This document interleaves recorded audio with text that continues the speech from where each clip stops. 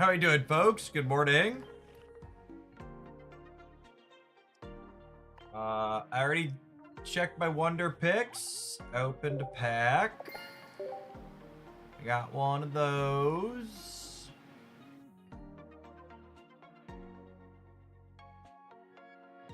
I'm sure they'll have one of these eventually that I want to use, but we're definitely just using my whale one for the time being. Morning, folks. Howdy, Alexis. Thanks for the resubs on the Twitch side. Appreciate that direct support. That helps this be my job. Fat Astronaut coming in hot for the half a year. Emmett, thank you for the entire year. Let's get your sword to go with that shield.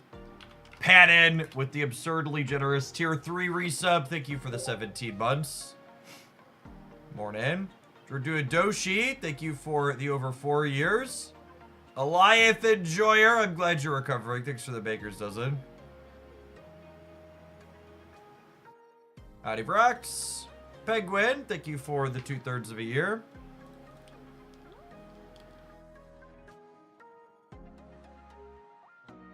How am I to do? I'm doing all right.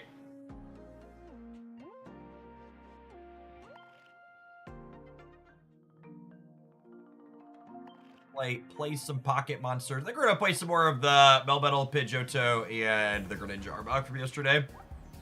Get some pretty good sets with both of those. I want to get a better feel for them.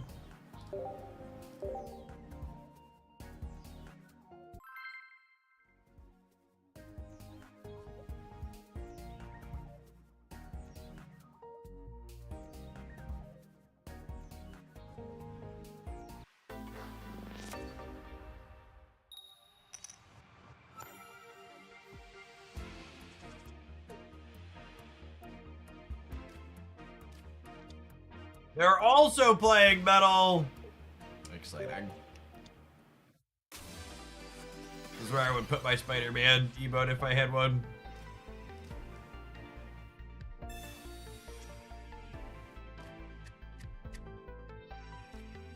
Scene! No, this is an arms race. Thank you for the poke.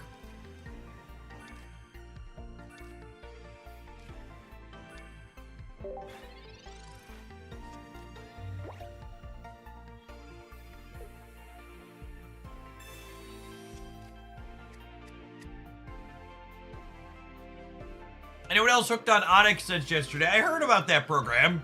You're guaranteed to be brocking in 30 days or less, so your money back, right?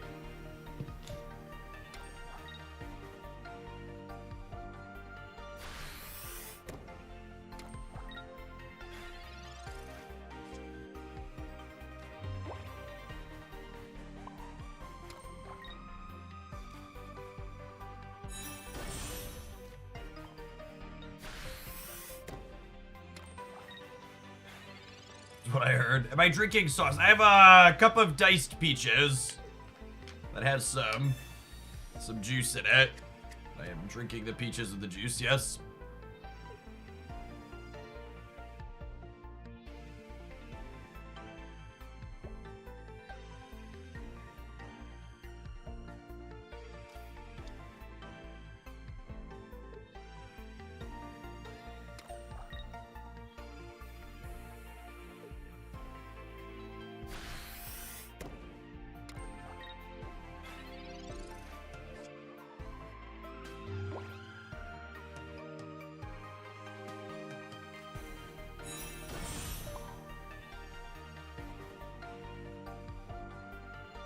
I think my only path to victory in this game is hitting the Kanga 25%er. Thoughts?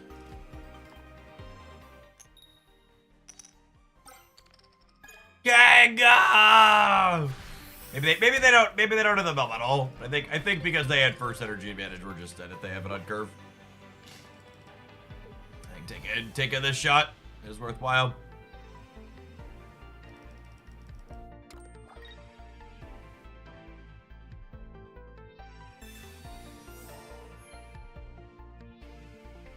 Oh my goodness, they don't have it! Well, that's exciting.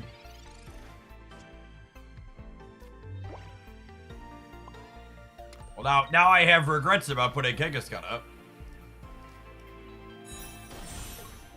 Play right out here to taunt them.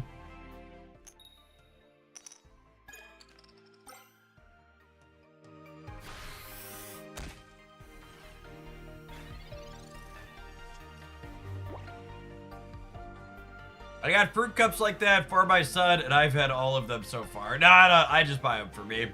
They're so convenient. Just keep a box of them in my office.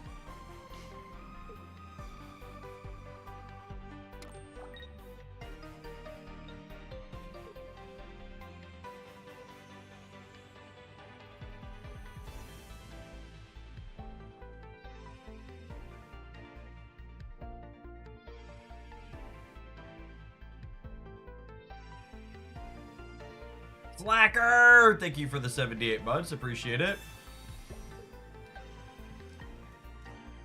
Got me.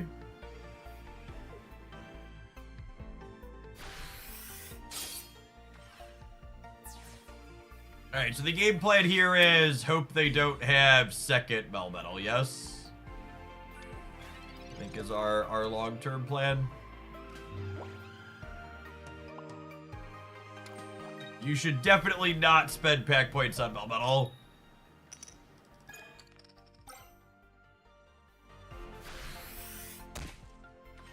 Fun fact, I opened over 200 Charizard packs without getting 2 copies of Melmetal, so I did spend pack points on my copies of Melmetal.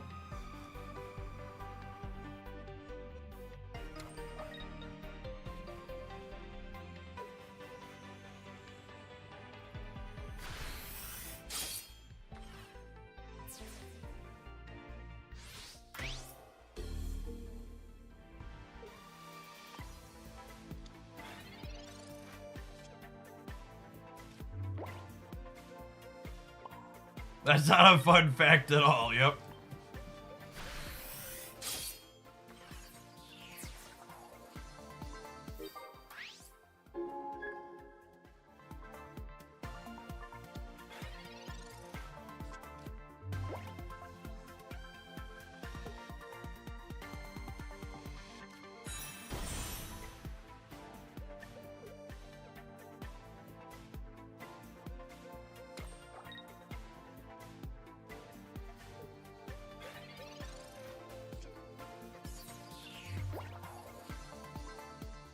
Alright, and then we're done here with the drive off.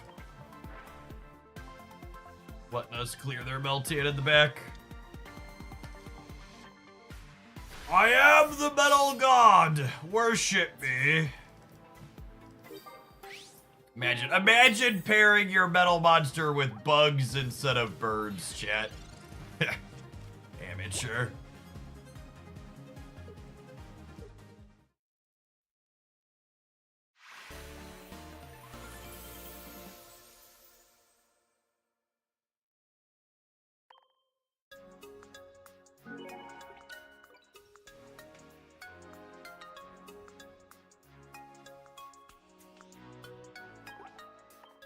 Spark.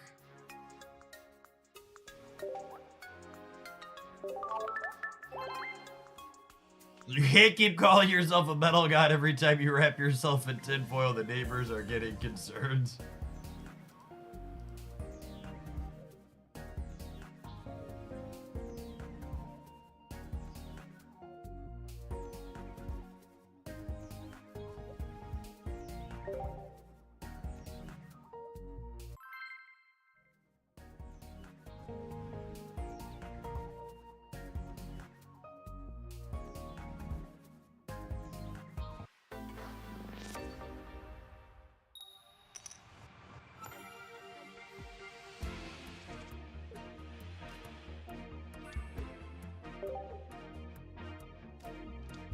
You know, it's interesting. We'd actually kind of prefer to go first when we have the full Pidgey line.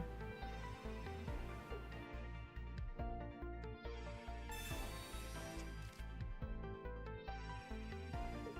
there any good non-EX fighting decks? I mean, are you explicitly looking to play in the no EX style event? Like Sandslash is a very good Pokemon Pocket card.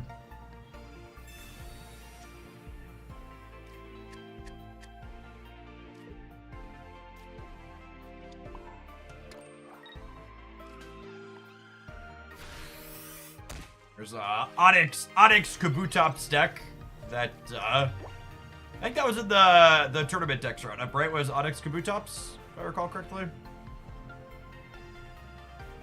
Usually, I think the best fighting deck in Pocket right now is the Sand / Marowak deck, but that usually plays at least one Marowak EX. You can play a mix of Baby and EX Marowak.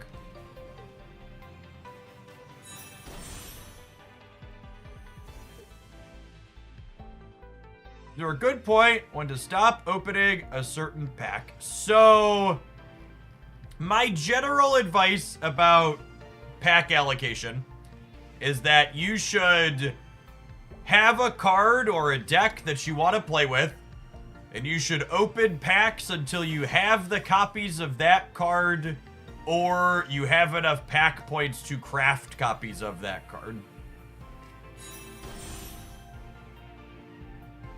But, like we were talking about yesterday, the variance in the economy in this game is really brutal if you're even a little bit unlucky, so that could be not necessarily gonna end up happy with doing that. Even if I potion here, we still go down to Greninja's Water Shuriken, so if they have their stage 2 on curve, we're gonna be dead. Greninja Dragonite's such a fun mashup. I like that build a lot. Generate some sweet games. Ooh, no Greninja is good for the home team. We have our stage 2. That means we're probably gonna run him down. I think Dragonite is a good deck. Dragonite is an objectively bad Pokemon Pocket deck. I think there are less bad versions of Dragonite, but no, none of the Dragonite decks have consistently good metrics. And in fact, I would go so far as to say / point out that Dragonite is the consistently worst deck people choose to register in Pokemon Pocket tournaments. It regularly has a lot of people playing it because it's a fan favorite Pokemon, and it regularly performs very, very poorly. Zangrief, thank you for the 56 months. I appreciate the over 4.5 years. Welcome back. So you're saying it's being played in tournaments? I am, yes. That is definitely the takeaway here. It is definitely being played. I love playing Dragon. It's a sweet card. It's a fan favorite for sure.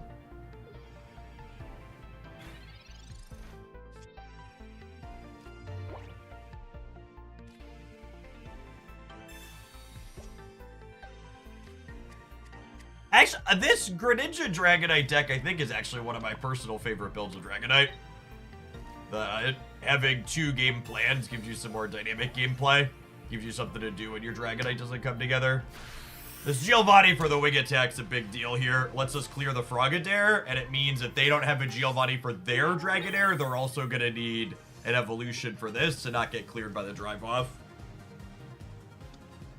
They need something on their bench and something in their active spot that don't get cleared by 7D.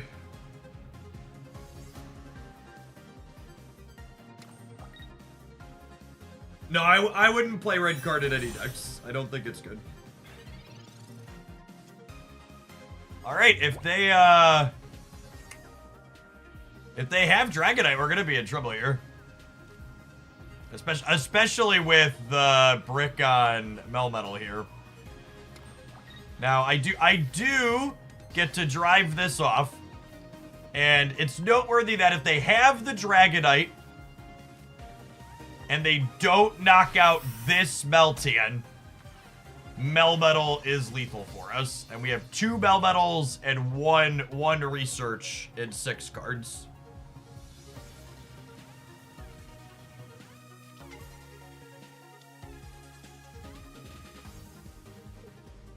You need to have the Dragonite, of course, though. They don't have it, okay?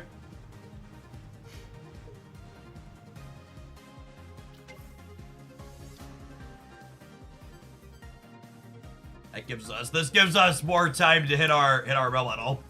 This is a big deal.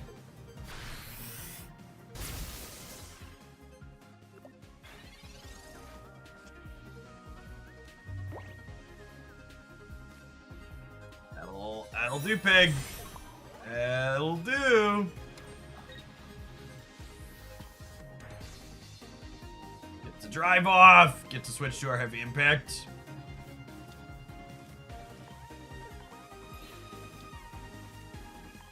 Crunch.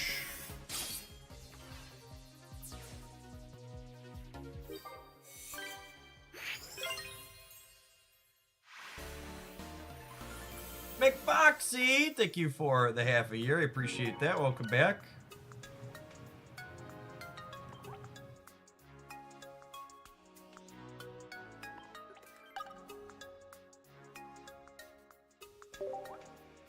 I would wager the most competitive pairing for Pidgeotto is, or Pidgeot, whatever its name is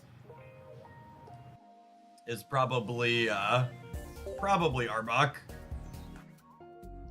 I think Arbok with a couple of Kangaskhan's. This metal build's growing on me, though. It's been much better than I was expecting it to be.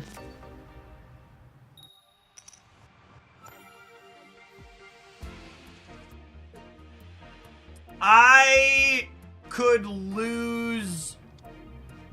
What's the best way to put it, Seth? My Snap viewership's probably down 30 to 40% year over year right now. And I could lose another 50% of my Snap viewership and probably still have more viewers than I would have making Magic the Gathering content. So from a pure numbers perspective, I would say it's incredibly unlikely I make Snap or Magic content ever again. And from a personal enjoyment standpoint, it's more pleasant never touching Wizards of the Coast product ever again.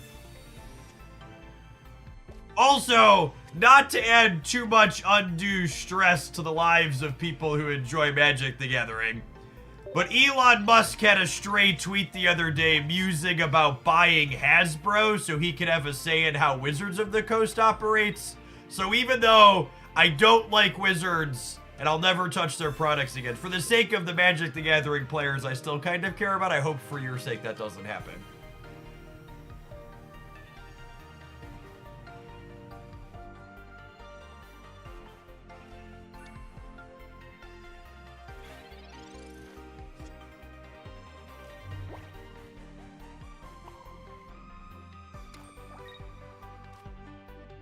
I think we're, let our board be literal punching bags for the Clobbopus while we build up Melmetal here.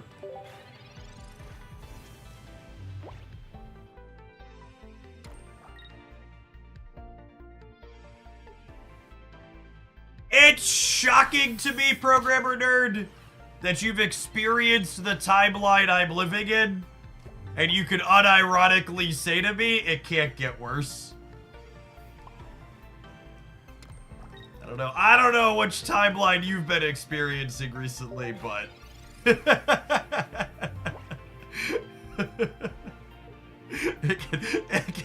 can definitely to be an optimist here for a moment. It can certainly always get worse.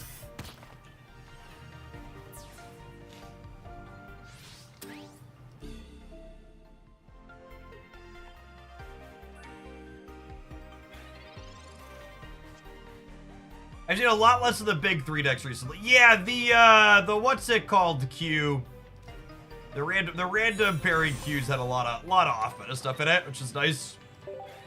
It's not just a constant glut of the big 3. It's almost like people play these games for fun. It's strange.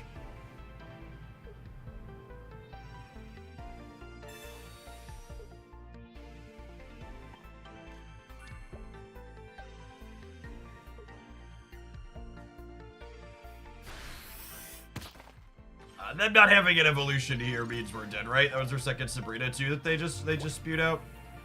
So I get to do this. I get to do this. I get to do this.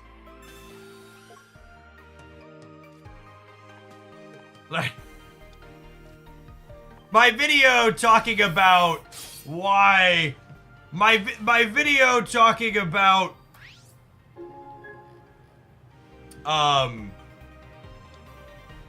my video talking about, I just want to set the tone because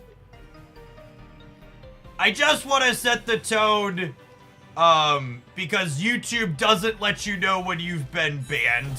So Max on the YouTube side, I want to let you know you've been banned. And for my wonderful community on the Twitch side, you will chuckle, I'm sure, at the person who defended Elon Musk and called me small-minded, then posted a MAGA statement in the YouTube chat. So, unironically, those two things are very, very related. So,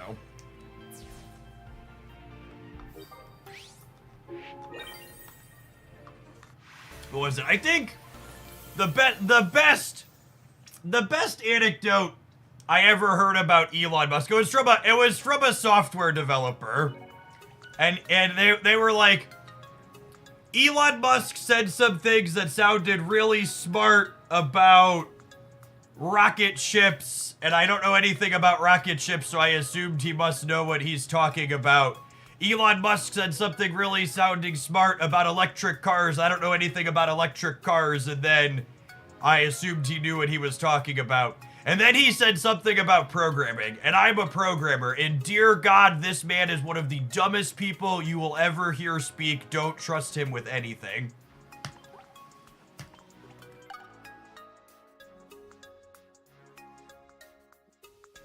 Truly one of America's many examples of, if you are a rich white dude, you can make lots of terrible choices and constantly spew, and you will just end up failing upward. Because you had the money of a diamond mine. Emerald mine, let's be factually correct to power your choices.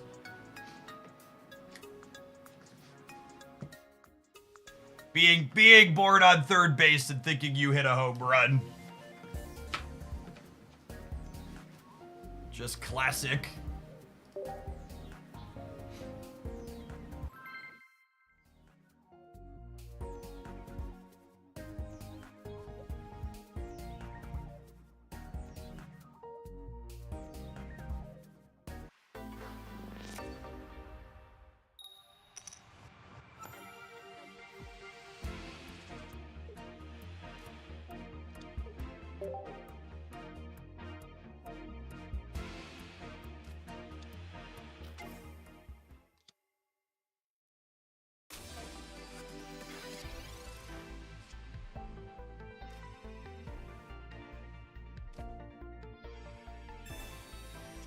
All right, how do these turns line up when we're going first? Probably not great for us. Let's assume they break Misty, because if they hit Misty, we can never work it out. They go energy, do nothing. We go energy, amass to 2. They go second energy, hit us for 40. I play Melmetal, attach a third energy. They hit us for 60. I need a potion. If I potion, I live the second blizzard, yeah? Because it would be 40, 60, 60 for 160 total. No, that doesn't work. No, it'd be 40, 60, 60. No, yeah, 160 total. I think we're just torched. I guess I can Sabrina them.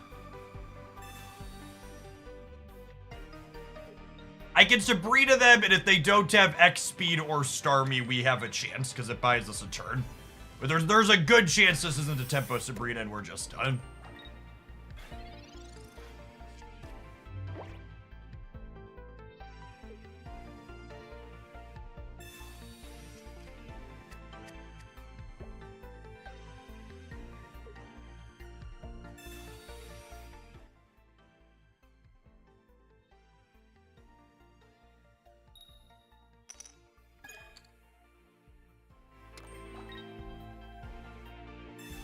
Oh, they have the X speed. I think we're torched.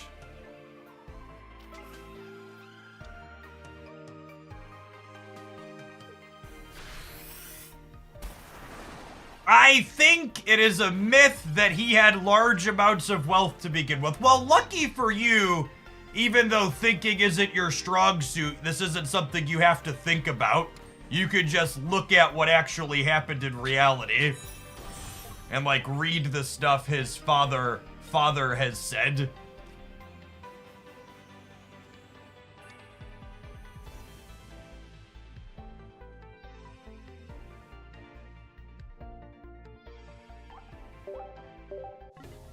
He took, and again, you gotta remember, this was a while ago, so getting a 6-figure loan from a relative to then spin it into money into a website that blew up during the dot-com boom.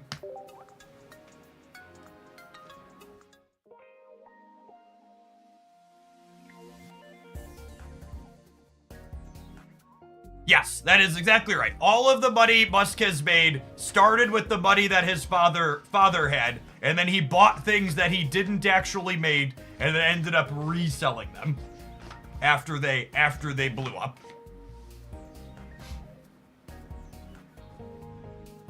So if you wanted to make an argument that he's good at anything, it's not science, it's not creating things. It's picking out occasional winners before they make money. And I say occasional because Twitter's very much not a winner. Speaking of making money, let's roll some adverts. I'll see you in 120 seconds. Thanks for hanging out. Don't go anywhere. Yes, and Elon Musk and his companies make lots of money off of government handouts and contracts. That is exactly correct as well.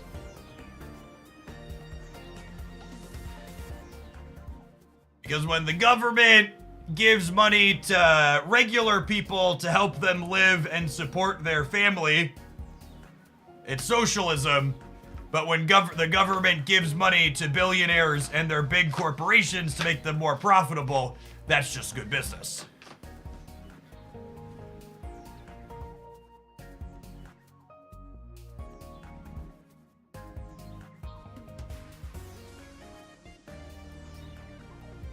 Go on, Walter. Thanks for the tip. I'm gonna be honest, I'm not super well versed in international politics.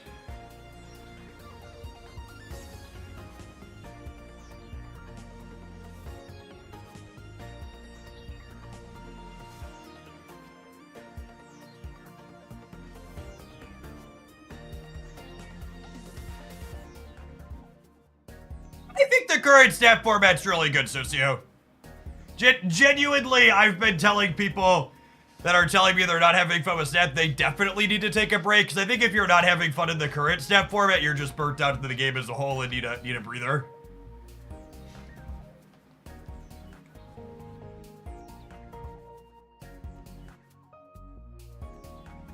I did watch the Snap Dev video. It made me smile that we're getting high voltage back in Marvel Snap next month, after all of the people tried to twist and turn Glenn's words to say it wasn't going to happen again.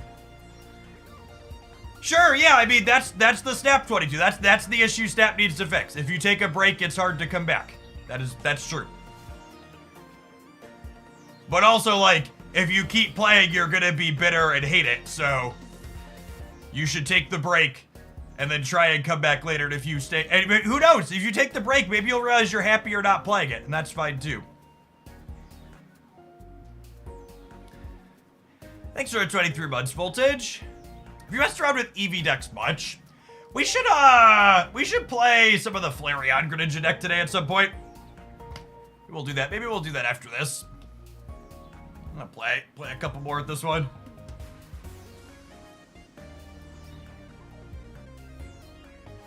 And in general, like, all-in EV decks aren't very good, but, like, Jolteon's a pretty playable card. And Flareon's seen some fringe play in things like the Greninja build.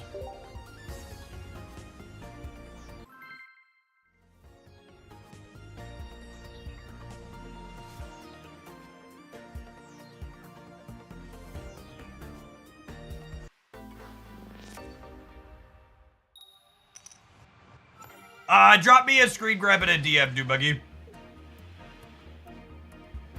We are going first. We're definitely going to lead on Pidgey while going first. We have Pidgeotto here. Against the Lightning deck. That doesn't bode well for the home team. Does anyone else find it really hard to pull evolutions? I've got 1,500 cards and haven't pulled one Flareon. So, the way the math works out, getting a specific 3-diamond card is actually slightly less likely than getting a particular 4-diamond card. Because even though 3 diamonds are a lot more likely to be found, they don't, or just any with the 1% energy advantage, there's more of them. So the odds of you getting a specific one are not great.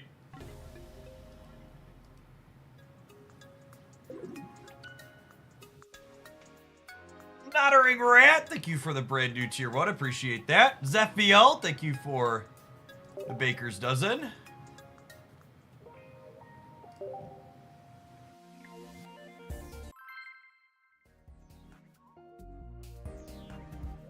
Yes, the reason why 4 stars are slightly more likely is because they have or 4 diamonds are more likely because they have a 2-star as well. Think you can play Raichu, Surge, and Duo Energy decks? Probably not. Trying to play 2 colors in general is difficult, and trying to play 2 colors without things taking a solid amount of colorless energy sounds like a fool's errand.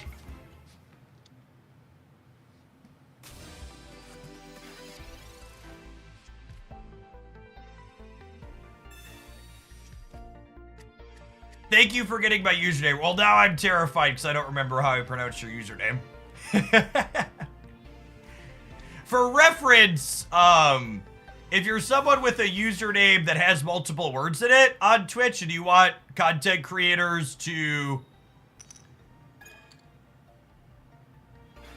Not a ring rat. Yeah, so this is actually a good example. If you're someone who has a username with multiple words in it on Twitch and you want content creators to read your name correctly more frequently, you should camel case your name. You can capitalize certain letters in your name. So take the time and capitalize all the letters that are relevant. And then it'll be easier to see. Like my name has the J and the H capitalized.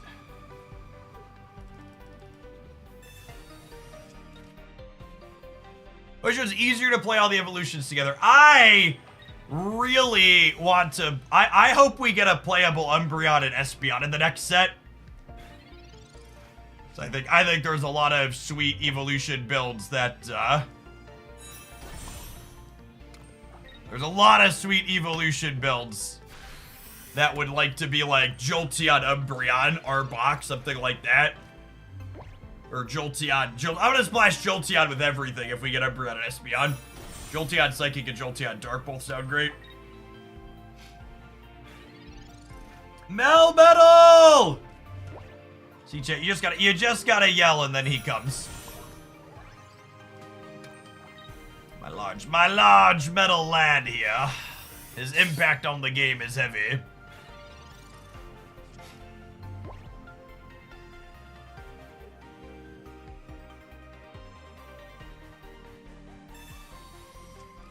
The mini set is data mined to be releasing on the 16th in about 2 weeks.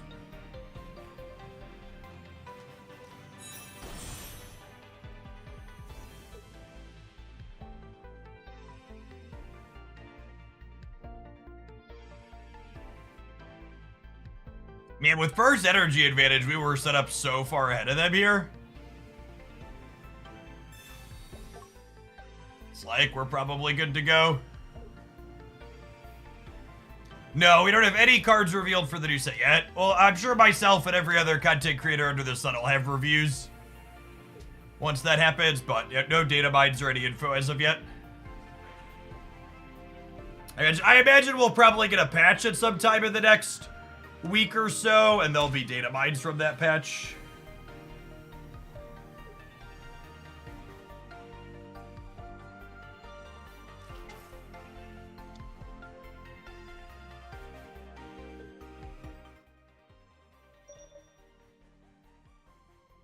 I've been in the void. Thanks for the brand new primer. Appreciate that. Okay, Mama. She didn't want to hurt her hand, chat. She knew if she punched the metal man, her hand was gonna hurt afterwards.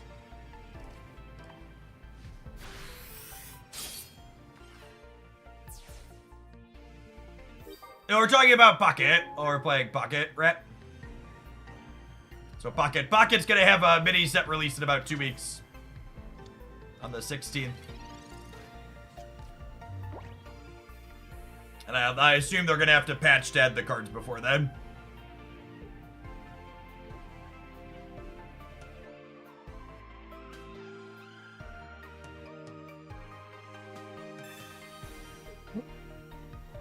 This doesn't remotely matter.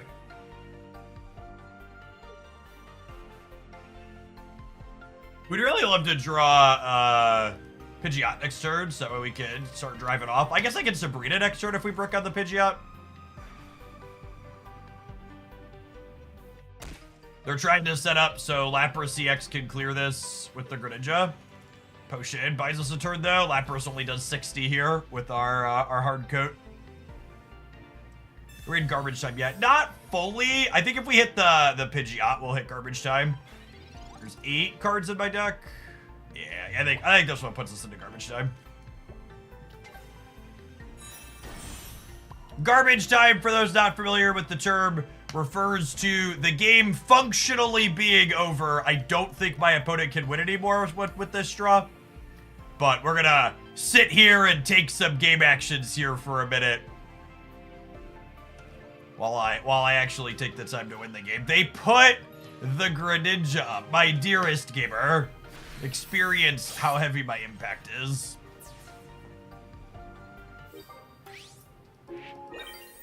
Yes, it's garbage time. You don't have to go home, but you can't play here. Do do do do do do do do. I suppose they could have like a Articuno EX or another big thing that Pidgeotto can't clear. But they need something on their bench that can survive heavy impact. How do you feel about this deck? It definitely feels like a pub stopper. I don't know how I feel about our matchups into the big 3, but everything else, Melmetal's been very, very reasonable.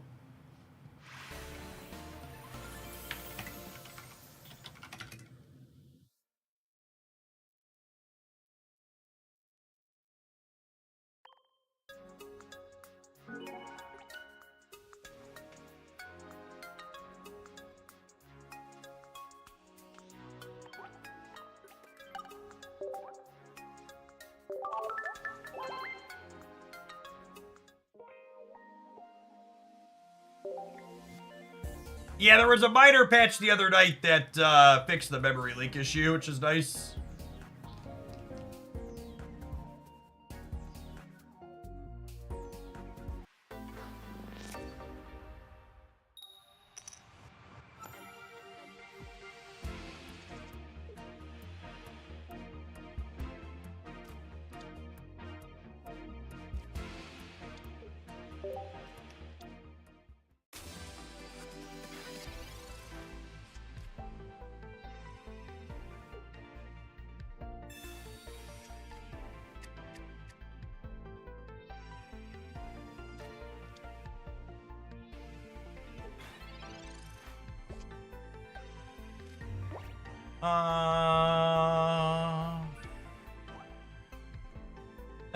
Did someone post a video with this metal Caterpie deck? It's our second opponent playing it today.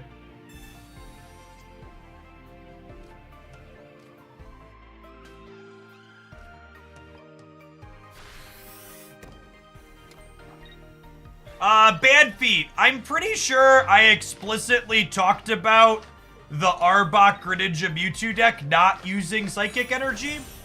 I think explicitly calling out which energy used in every deck is a waste of breath rather than explicitly calling it out in the decks where... Rather than explicitly calling it out in the decks where you don't do that. Generally speaking, you want to play all your energy types.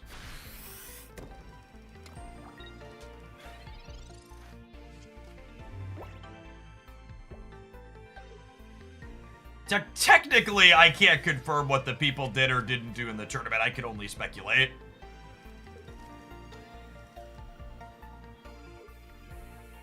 Oh, this was a Spraggles deck. Oh, you know, I think I saw a clickbait from him that said something about being undefeated with Melmetal.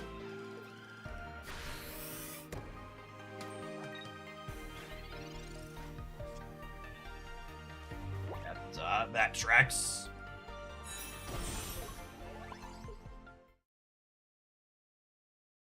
Melmetal's winning this game 100% of the time. Accurate. That was Jake. He made butt metal. It's so funny that a bunch of people comment it to a specific person.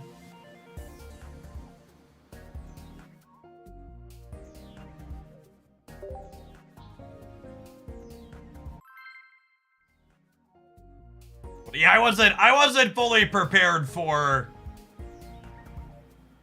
how heavy the clickbait would be in the Pocket scene. Like his tournament roundup was like the end of Mewtwo, and then he talked about a tournament where Mewtwo was like five of the top 8 decks, and it was just like, yeah, classic. If there's a question in the title, the answer is no.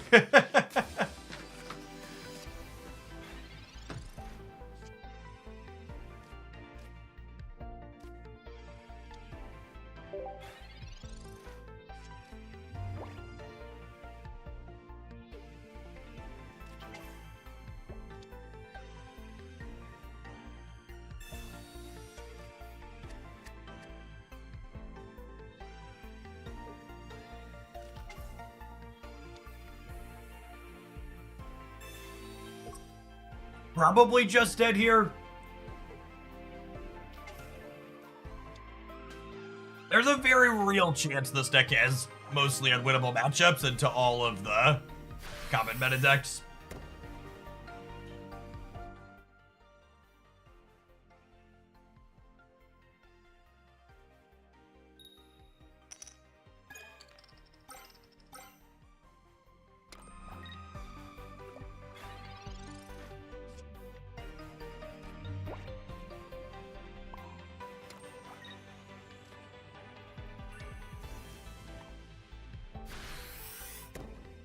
Could exist in a world where they don't have Charizard, but if they're putting energies on the Charmander and not the Growlithe, they have to imagine they have it.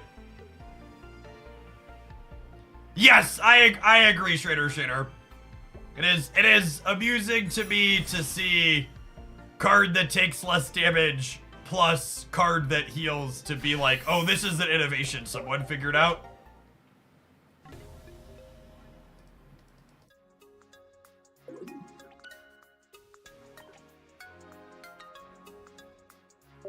Do you think Greninja pairs better with Articuno, or is it Starmie, or play all three? I think most of it's fine.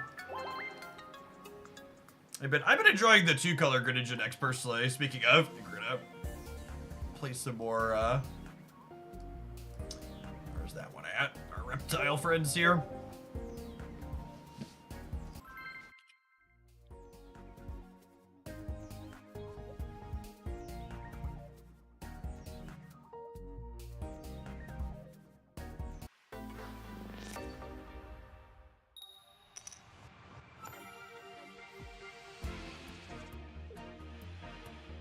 Second. Mama would love to throw some hands while going second.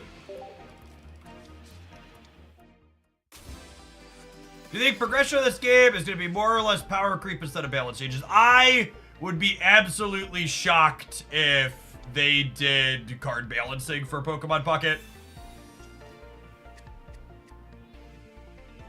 I would be pleasantly shocked, but I think until proven otherwise, you should operate under the assumption there's not going to be any card changes in this game.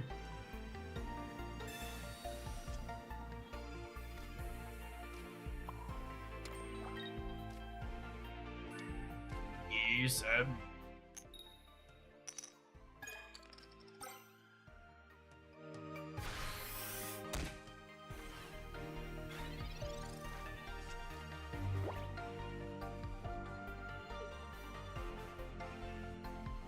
I expect this game to be a lot more typical / traditional TCG style stuff.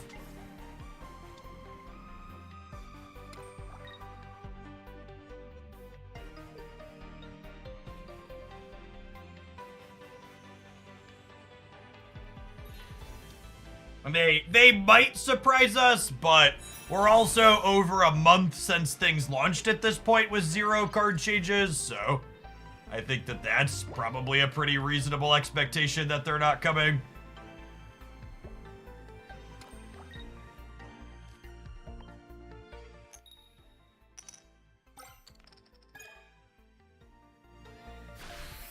If you played the Dragon Eve deck, I've not. I would be surprised if it's noteworthy. Still scheme.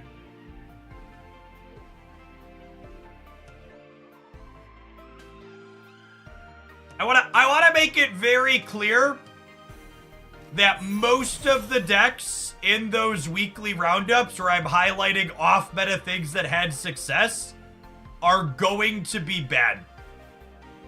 Just like good decks can have a bad run and not do well, bad decks can have a good run and perform well.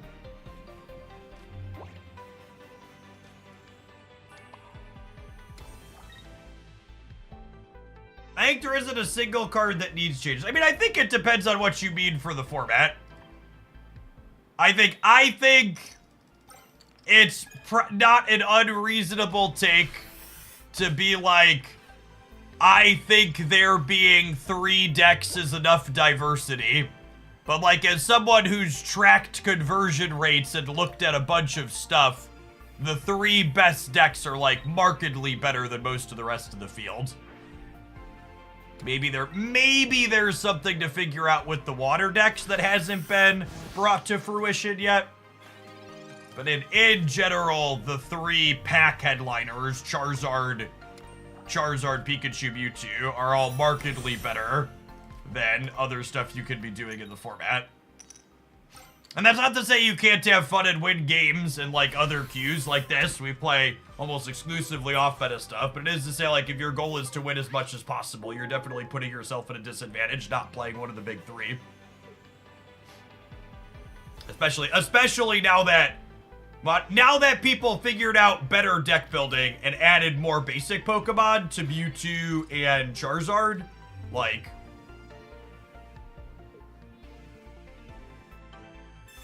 I think super early on, before people figured out they needed to play an appropriate number of basics, there could be some debate about whether or not Pikachu was just like the undisputed best deck. But since optimizations have happened and other decks got made better, they definitely are keeping up and are going toe-to-toe.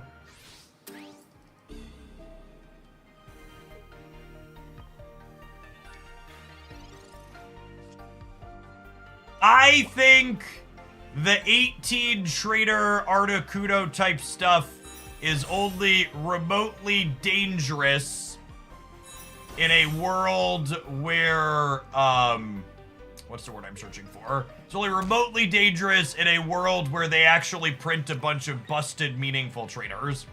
Right now, putting 18 traders in your deck means playing things like red cards and hand scopes and fossils without things they evolve into, and that's almost assuredly not very good. You know, it is pretty good. Kanga throwing hands here on this Mewtwo means that Arbok plus Greninja can clean up next turn through 1 potion, so we should be good to go here.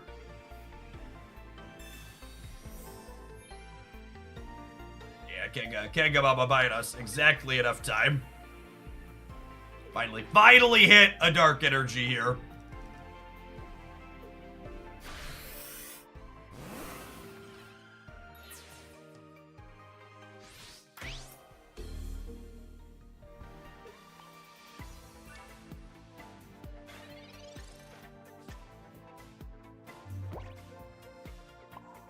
Yes, I'm really curious to see how seeing the new set works out, if we get a spoiler season or if data mines just happen after a patch. My money's on the latter based on how stuff works with stat, but we'll see. Solid 80 for 2, backed up by Greninja, cleared him out nice and good here.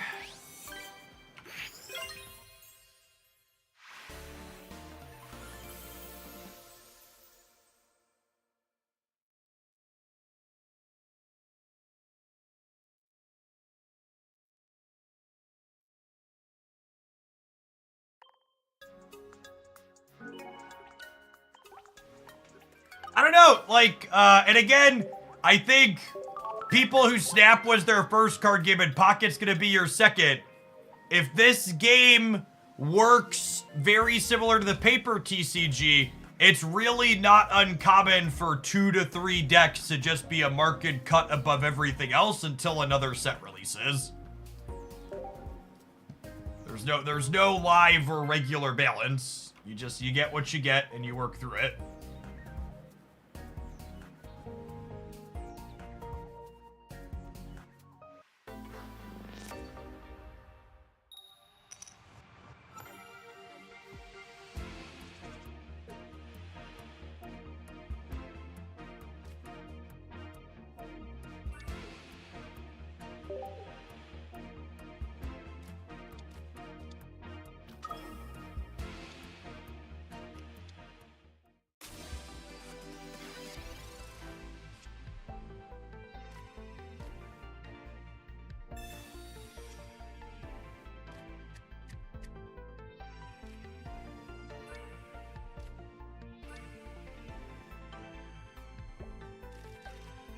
I agree, though, that if Pocket hits there, we're going to release cards every 6 weeks mark.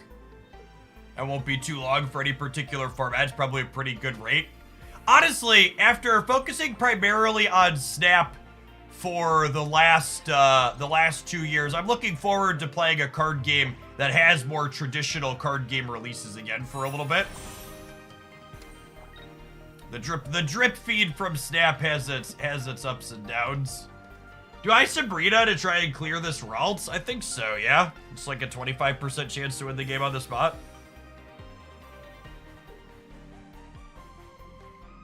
It could be right to just put damage on the Mewtwo, though. Wrong 25%, Kenga.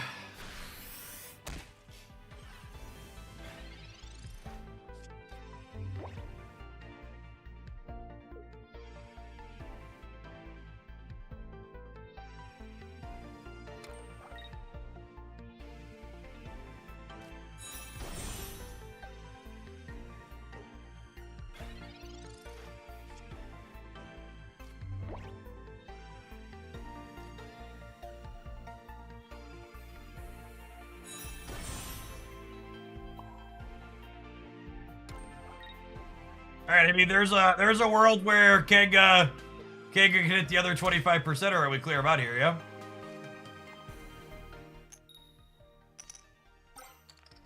Oh, what a tease. We'd have hit average there, we'd have cleaned him. X-Speed Gardevoir, we're in trouble without an Arbok drop.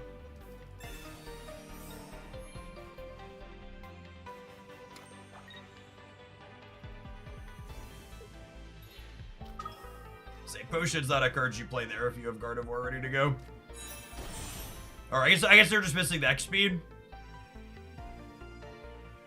So a potion to keep Water Shuriken off. Kangaskhan buying us 2 turns here is good, though. If we could find an Arbok, we're probably in a decent spot. A couple of draws at that. Haven't played any researches yet. Perfect. I'm gonna play this extra Ekans out here just so we don't get got by a... We don't get got by a... What's it called? A Sabrina.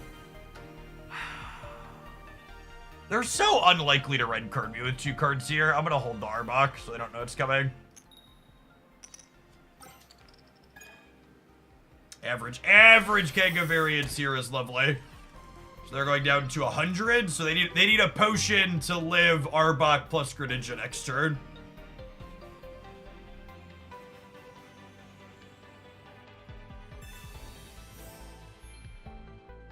Sad, but not the end of the world.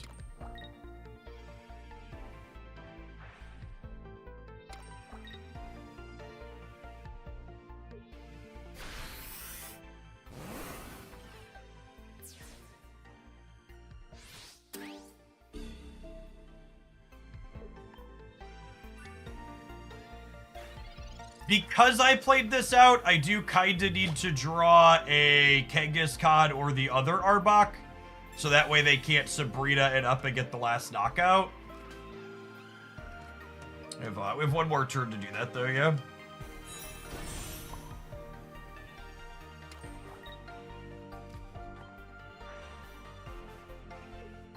So we tap this. We lock this in the room with us down to 20. And they're through both their potions, so we'll get to Water Shuriken, the Mewtwo here, and then crack the back line next turn. But we are gonna be dead to a single Sabrina here. If I don't, I need to draw Arbok or second Kangaskhan in 7 cards. I have 1 research in here too.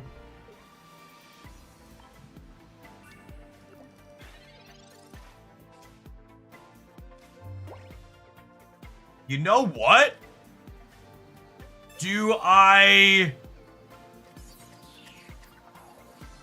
The way this worked out, I actually put their Gardevoir up, yeah? With the Sabrina. Because they can't Sabrina and Giovanni me next turn. So if I clear the Gardevoir, they can't knock anything out next turn.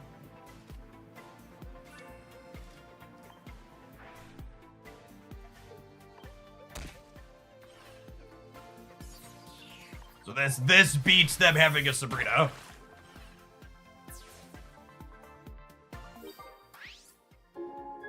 I think the Kangaskhan's are significantly better than the Baby Mewtwo's. We played some games with the Baby Mewtwo's and I was really unimpressed. We're only in this game because Kangaskhan was able to deal damage. Having your wall be able to attack is a big deal. And again, they're out of potions, so we're just done here. Ooh, they had the Sabrina, gamers! Masterfully played around it.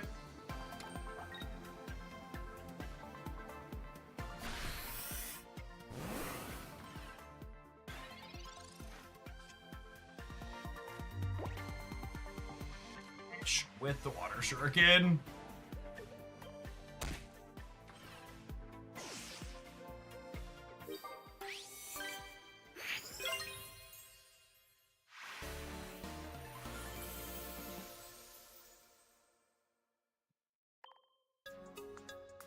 Alright, gamers, we gotta take a brief pause for the cause and roll some Twitch adverts here. We're gonna play some more of this one when we get back. It's been fun today and yesterday. One of the decks from the tournaments over this weekend that we highlighted. Thanks for hanging out. Don't go anywhere.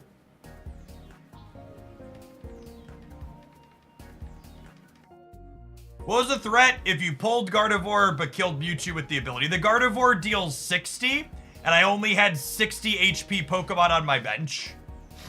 Then I lose to the Sabrina, because Gardevoir deals 60 while Mewtwo only deals 50.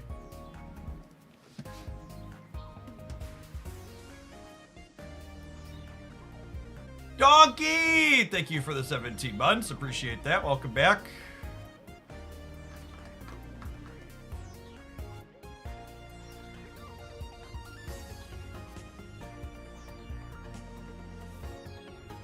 Yes, Gardevoir can charge itself up when it's active. So it would have been able to hit for 60 the following turn.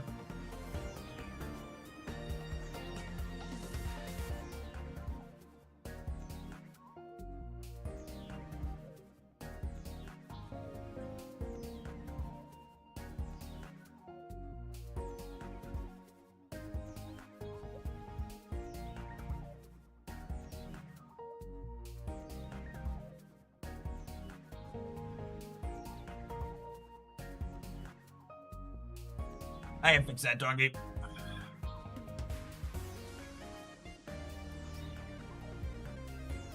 Pedaling long enough that we're starting to sweat with the Space Eater. Turn that off.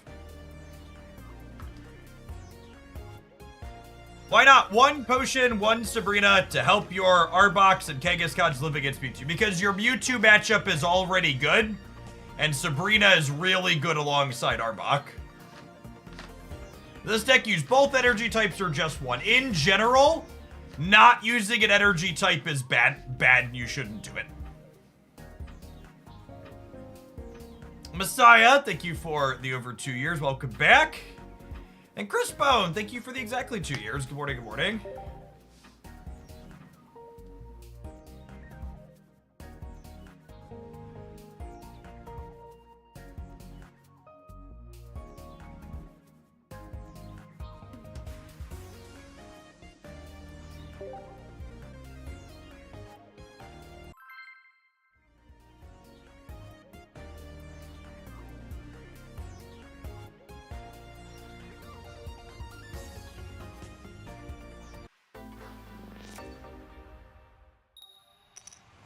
Nick Danger coming in hot with the half a year.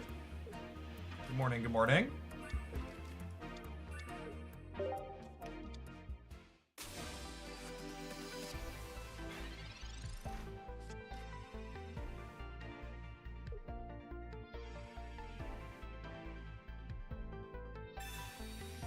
Are frogs technically not reptiles? Are you actually me?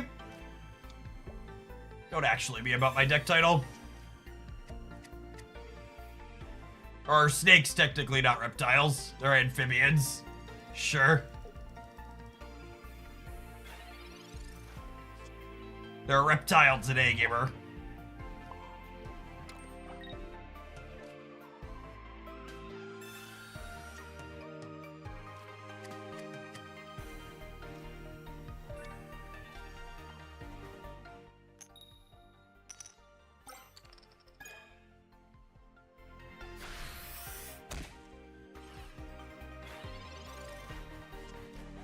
Thanks for not rolling ads while you play. It's so frustrating in other streams. Yep. It's always surprising to me how normalized that is on this platform and that people just put up with it. I always make a point to turn a stream off whenever they let an ad roll in the middle of gameplay. The best way to vote is with your view.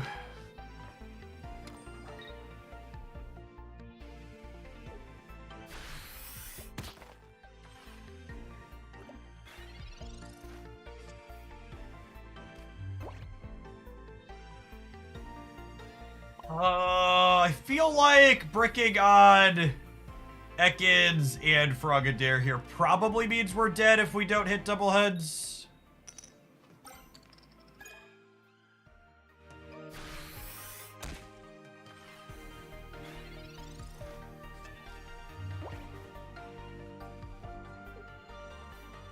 No, I'm a pretty big advocate against announcing when you're leaving a stream.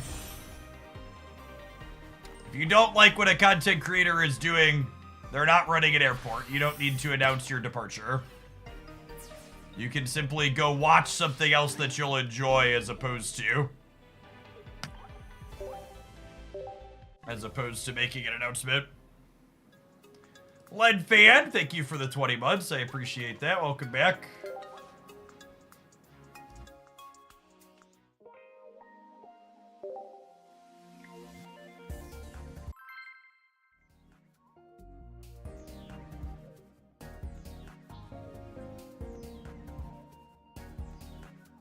Announcing you are leaving a stream for whatever reason you are leaving is big main character syndrome.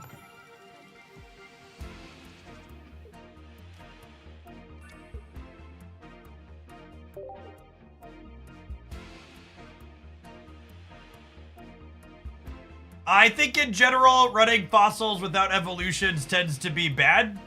You'd rather just play more good basic Pokemon like Kangaskhan or Farfetch'd. But it's basically a way to play more basics that can't attack. But generally speaking, attacking is good.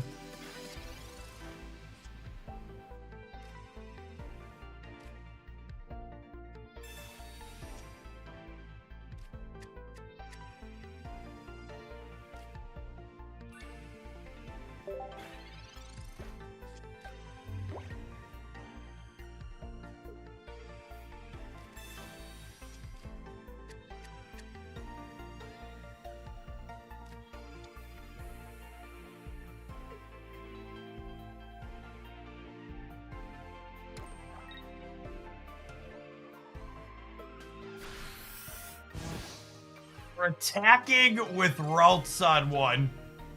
It's bold strategy, Cotton.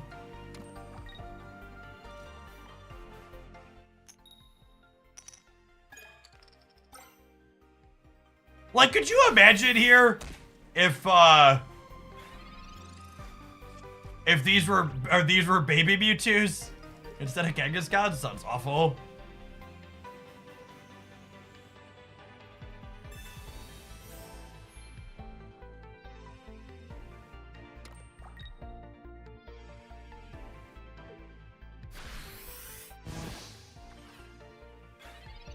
I have to disagree, Strongest Avenger. As a content creator, basically anytime someone is like, I'm leaving and this is why, it comes off as pretty hostile, and you're less likely to take that feedback to heart.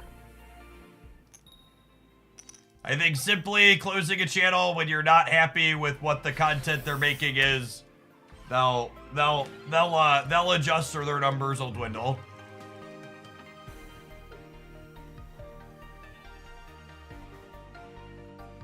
Rocky Combo, thank you for the 3/4 of a year.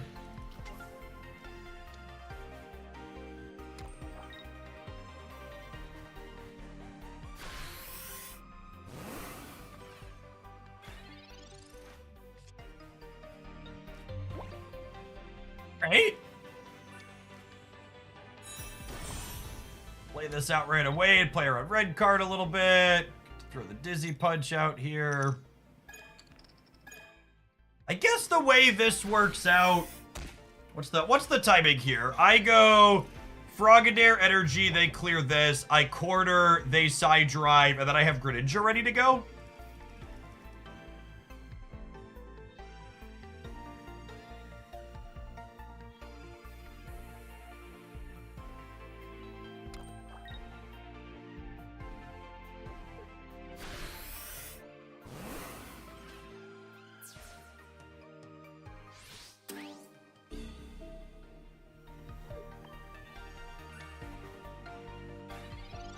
It's our best draw here. An Ekans with Dark Energy underneath. No Ekans, sad. So if they don't have Potion, which a lot of these decks play 2 Potion, but if they don't have Potion, the Greninja is lethal on the Mewtwo next turn.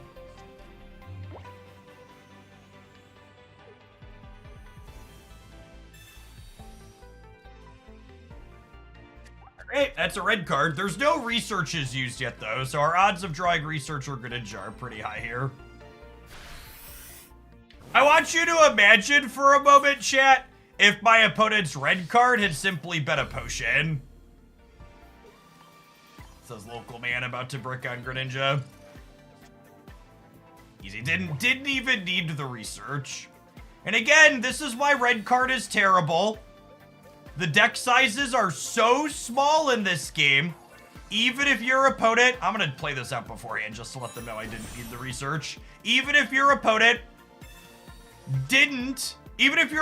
had the thing you don't want them to have, they are so likely to redraw it given how small the decks are in this game. It's such a mediocre card. A significant amount of the time, it does actual nothing, and another chunk of the time, it improves your opponent's hand because you don't know what their hand is when you play the red card.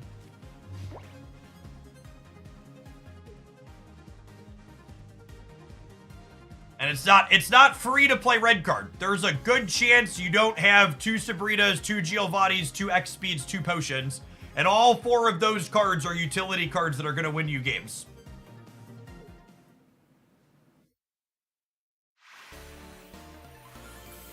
Yeah, now they're just dead.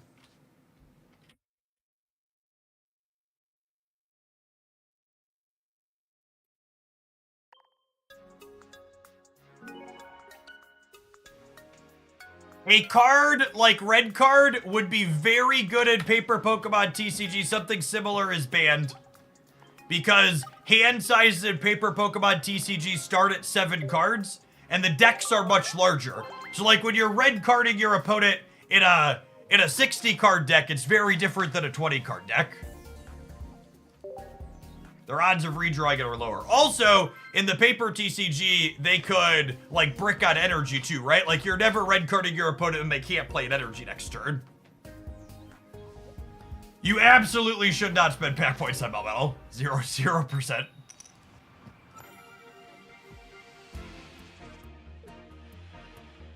Please don't. They're fighting. Is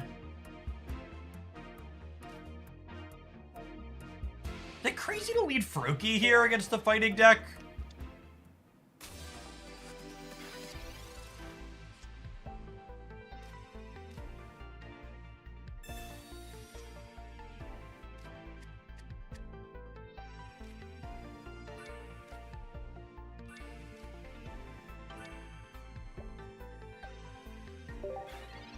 Frogadair does not line up cleanly into Sand Slash. Sandshrew hits us for 10 and then Sand Slash clears us for 70.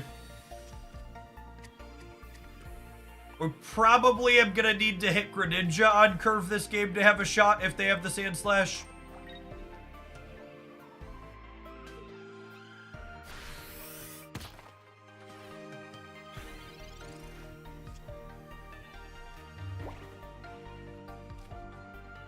Oh, no, we're gonna have the Greninja.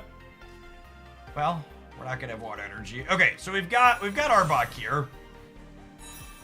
So maybe there's a chance. It's fine. It's fine. We'll draw Greninja next turn, right? Then the Arbok's ideal.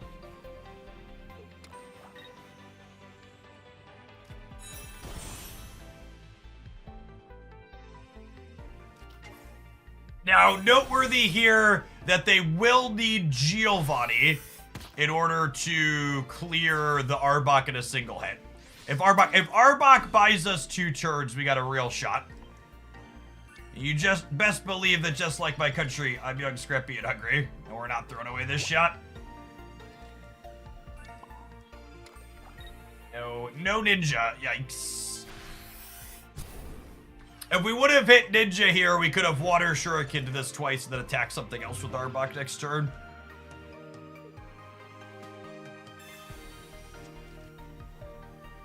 Yes, the Charizard playing Arcanine is the best build of Charizard. Not close.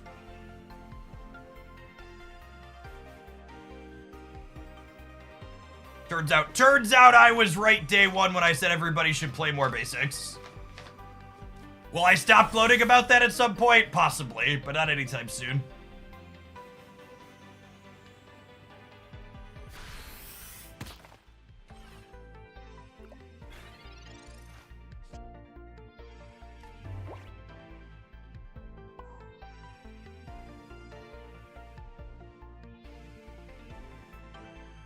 What's going on, Loopy?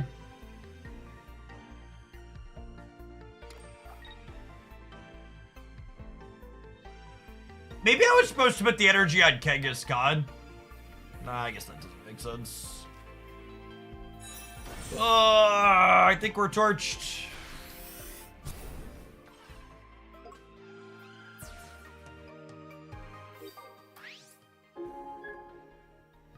It definitely takes me back to my Magic the Gathering days of having to cut 2 spells for 2 lands inside of every viewer submitted deck that was sent in. People just hate playing a minimal amount of resources.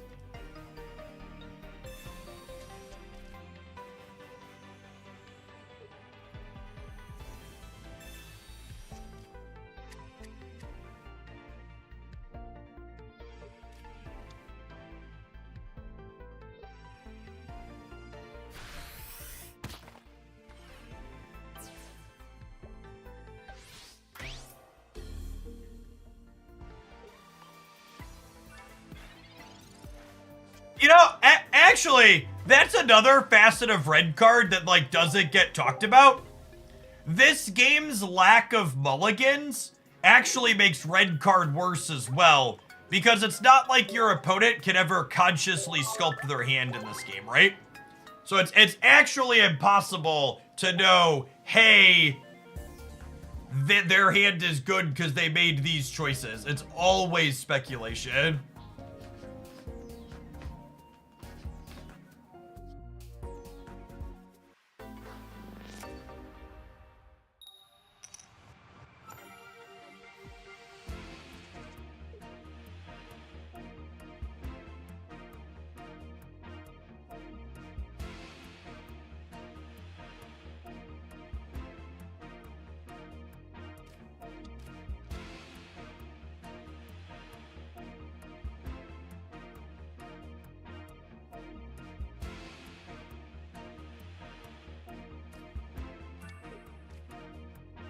I think because this is a water energy, I have to lead Kangaskhan here.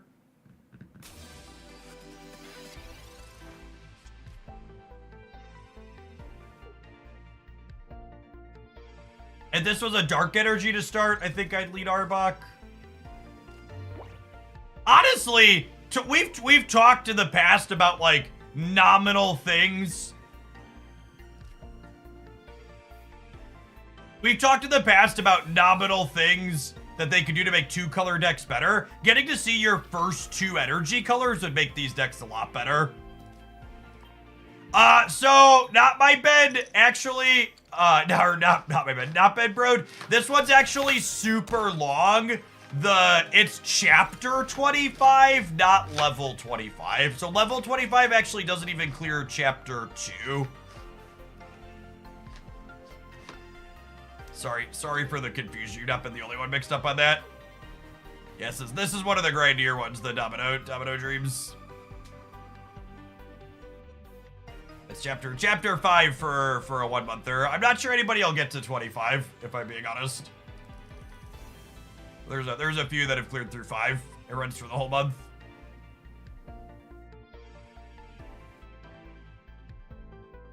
Pokemon Pocket has crossed the $200 million mark, outperforming Pokemon Sleep and Pokemon Unite. That doesn't surprise me. For reference, chat, Marvel Snap was the most profitable new card game to release in a really long time. They made 170 million USD in their first year.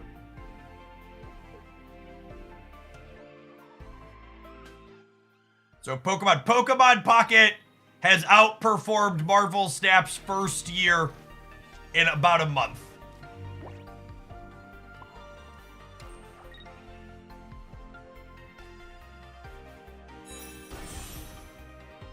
It's not just that Pokemon is a big brand, that's certainly a part of it. Pokemon is a big brand that has an audience of people who love card games specifically. So not only does it have IP power, it also has the ability to have an audience that likes this style of game baked into the IP already. I would like to dedicate Pokemon Pocket's $200 million first month to all of the haters out there that asserted games like this have to have a ranked ladder to be successful. You're very wrong. I know you won't admit you're wrong because I know the type of people you are, but you are very, very wrong. Thank you for coming to my TED Talk.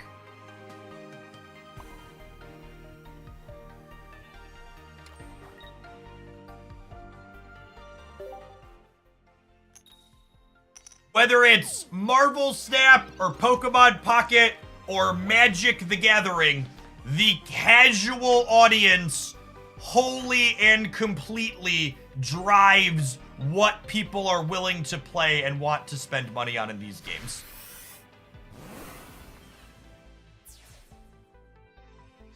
– 100% of the time, the casual audience is the driving factor. And I think if Pocket is successful long-term, part of that long-term success will 100% be because they made a point not to make you do chores in this game. The fact that there's no retreat your Pokemon 5 times, play 30 trainers, play 6 fire energy, attack with 3 water Pokemon. The fact that this game says you can play it if you want to play it, and if you just want to collect cards, you could just collect cards is supreme. And it's a wonderful design decision. The number one thing that pushes people out of other games like this is they eventually hit a point where they can't keep up with the chores they're being assigned. And once they stop doing their chores, they never pick the game back up again most of the time. And Pocket's very careful, intentional design of you can just log in and open 2 packs and do a wonder pick and be optimal is really, really smart. I've really been enjoying Marvel Snap's gameplay lately But after experiencing Pokemon Pocket, it is a big sigh for me personally every time I log into Marvel Snap and I feel obligated to play decks I don't want to play. So a lot of the time, especially when I'm not playing on stream, I just want to log in and play Bounce. And I'll want to log in on the weekend and play Bounce, and my missions will say, play a 6-cost card, Jeff. Win a location with 1 card, Jeff. And I'm just like, video game? Let me pick how I want to play you. And it's so refreshing in a good way that Pocket's like, Jeff, you're enjoying playing this deck, just do it. You're not feeling like playing today? Don't bother.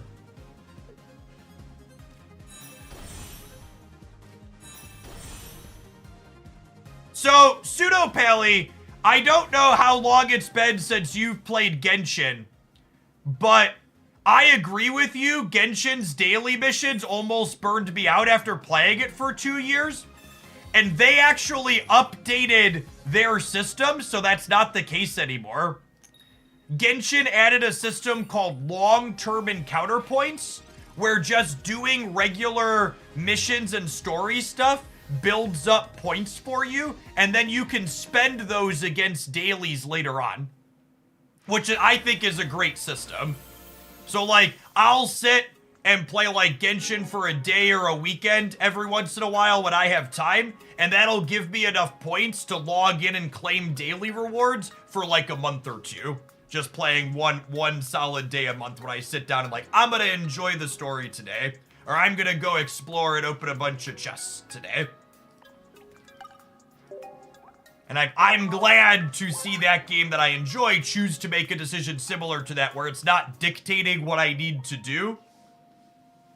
It's really, no, it's great. Yeah, it's literally, there's days where I don't have time to do Genshin stuff, where it's literally 30 seconds. You log in, you condense your resin, you claim all the buttons, and you're done.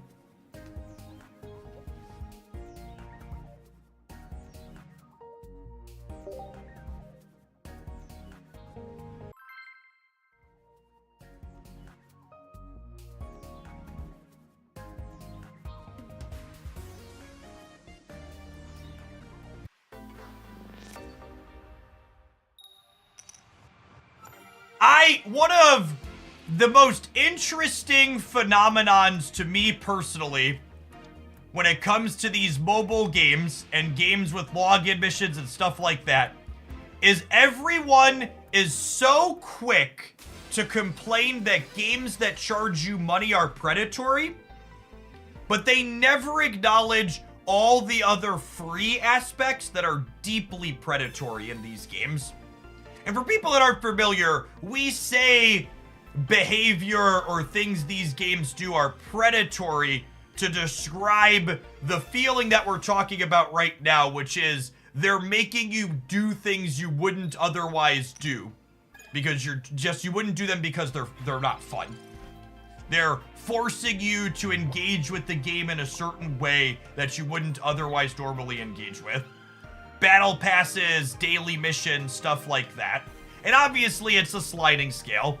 It's not black and white, it's gray. Some are better or worse. You're talking about how pockets are better. The login and just open a pack is like a pretty reasonable way to have it. You know what else is pretty reasonable? Big Mama throwing hands. She's such a great card, chat.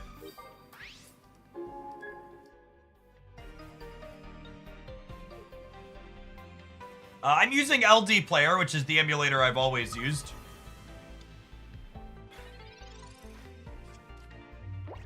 It is the emulator I've found that works best for me with Pocket. Other people's mileage seems to vary. But yeah, generally speaking, people use the terms predatory and expensive interchangeably, and that's just not the same thing. There's plenty of things that are expensive but not predatory. What's your favorite Genshin character play-wise? I really like the characters that have a lot of on-field time. So like Chow, Wanderer, Father. Those are some of my favorites. Nouvelette.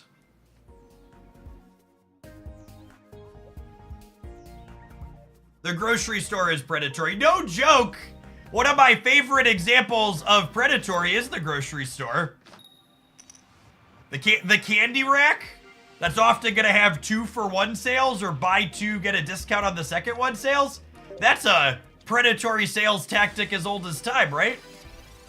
You know, I walked into the gas station and I wanted to buy an iced tea, and they were 1 for $2.50, 2 for $4.50, or 3 for $6. I'm not a sucker. I know a deal when I see one. I left with 3 iced teas. I'd be losing money not to.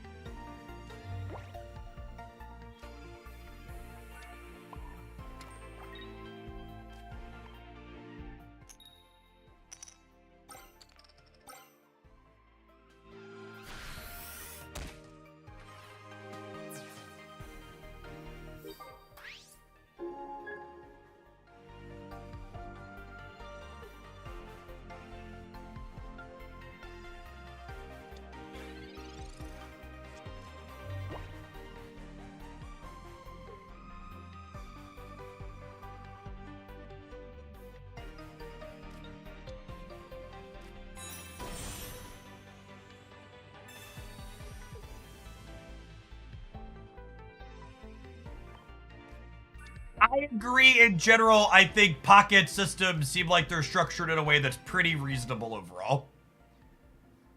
I expect it'll probably be kind of expensive for me to keep up with new card releases in Pocket, but this is my job, so I can afford for it to be expensive for me.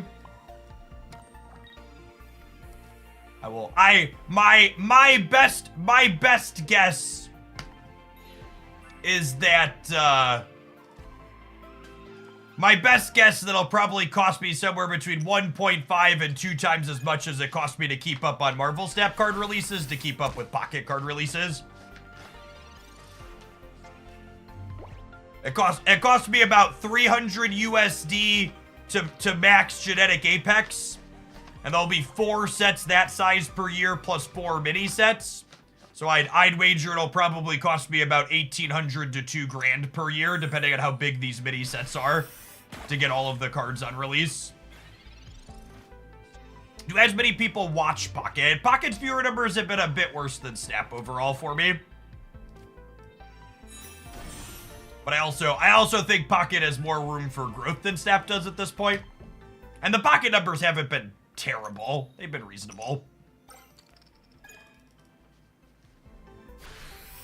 We don't have any information on the mini set yet, no.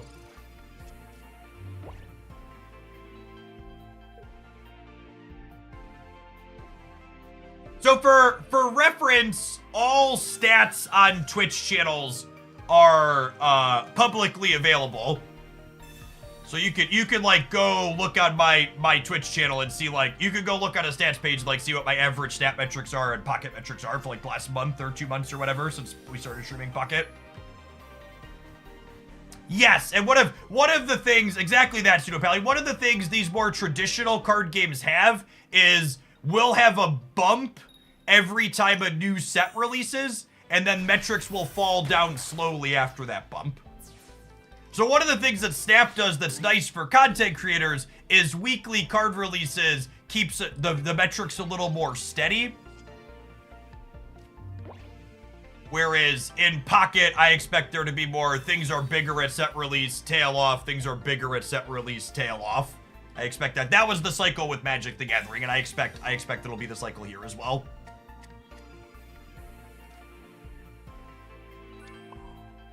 Is there a reason why so many content creators have separate Pocket channels on YouTube? The only reason you start posting content on the same channel that's a different game on YouTube is if you plan to stop playing the game you were making content for previously. The way YouTube works, if people don't click on most of the videos you upload, the algorithm penalizes you. which means if I'm uploading Pocket and Snap content on the same channel, people only clicking on Pocket and other people only clicking on Snap makes all of it perform worse.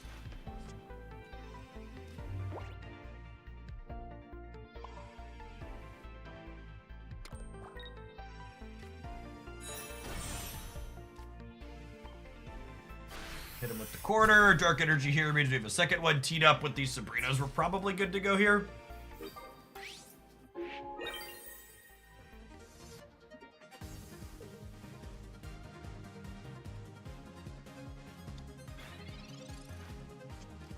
Getting all of these promo things from the whale shop took a little while and some spending. You think that's a good thing or a bad thing? It seems kind of different. I absolutely despise YouTube as a platform and hate the fact that being misleading or sensationalized on it is regularly rewarded and the optimal thing to do.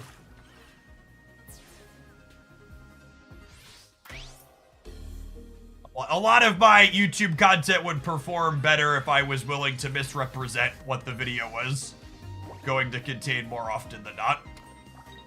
The push comes to shove, blunt truth of YouTube is that the quality of what you're making largely doesn't matter at a certain point. You need to be above a certain bar, but like, if you're above the certain bar that people are staying, going from a 6 to a 10 doesn't matter.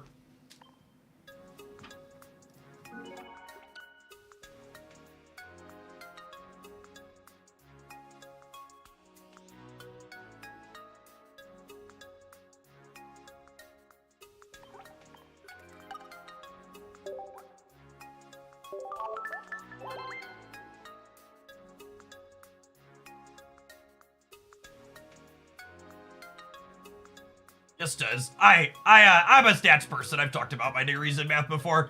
So these are public. You can see this for any channel on Twitch. You can see this. YouTube doesn't have something similar, but Twitch has a good API. So you can see all of my stream stats and sorts them here by color.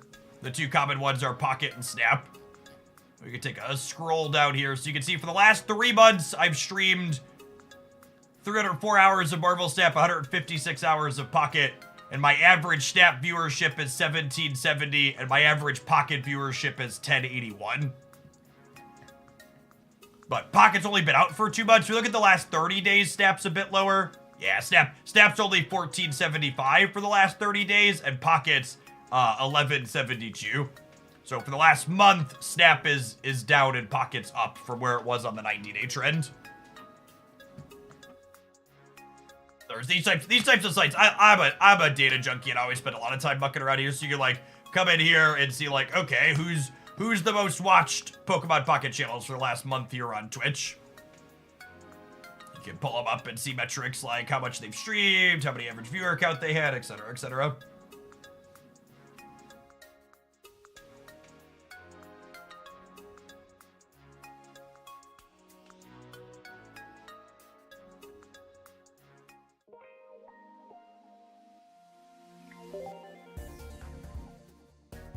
So my favorite tournament deck so far. I played Blastoise Starmie in my last tournament I played over the weekend. That'll actually be the highlight on the Pocket channel later today. I think that deck's really solid and fun.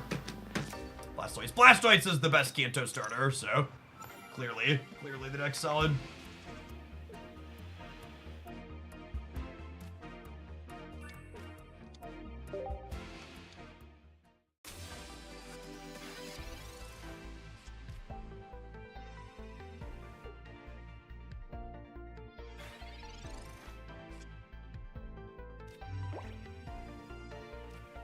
If you feel differently about the best Kanto starter, you can pipe up in chat and let me know, but I promise you I'm gonna win this fight.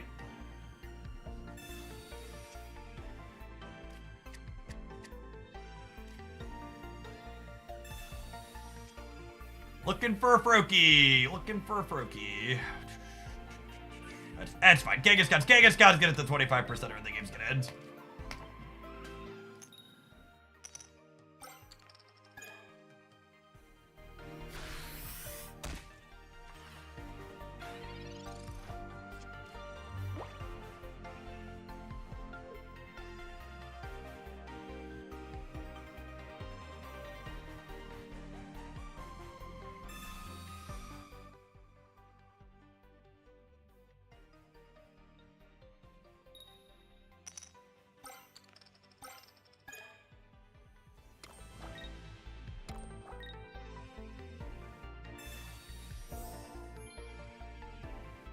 Alright, is Stormy coming for us?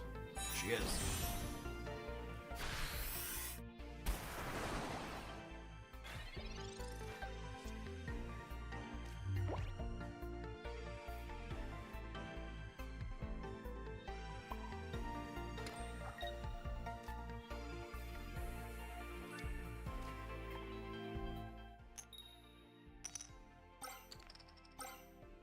Alright, assuredly we draw Arbok next turn, yes?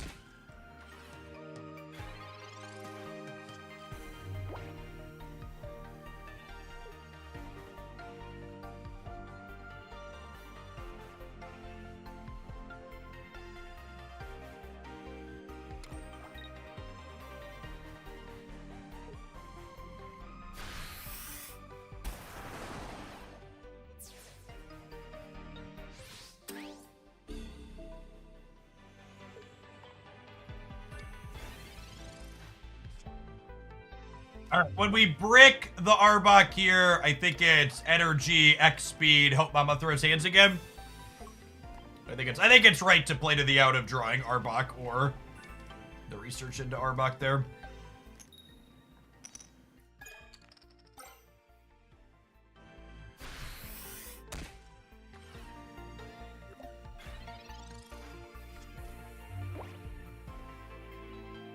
What's your favorite way to play Greninja and what's the best? I think the Mewtwo EX build of Greninja is probably the best one.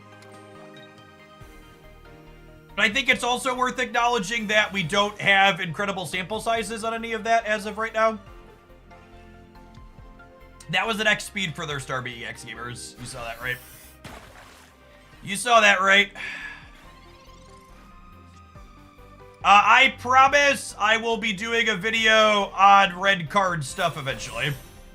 Life's just been busy. Finding the Charbok probably means this game is over, yes? Kanga doing her best to give them a chance.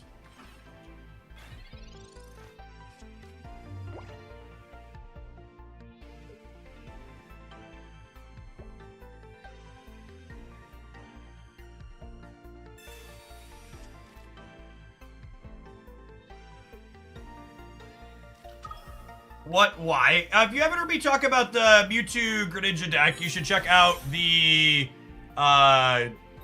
tournament decks roundup from yesterday that was on the Pocket channel. And I'll have some gameplay with it up tomorrow. Today is going to be Blastoise gameplay, but tomorrow will be that. Agent Nil, thank you for the 19 months, but Mewtwo EX complements the Greninja package quite well. Sabrina hopefully is lethal. You get to quarter this, and then fish something else up and quarter it before they can clear us.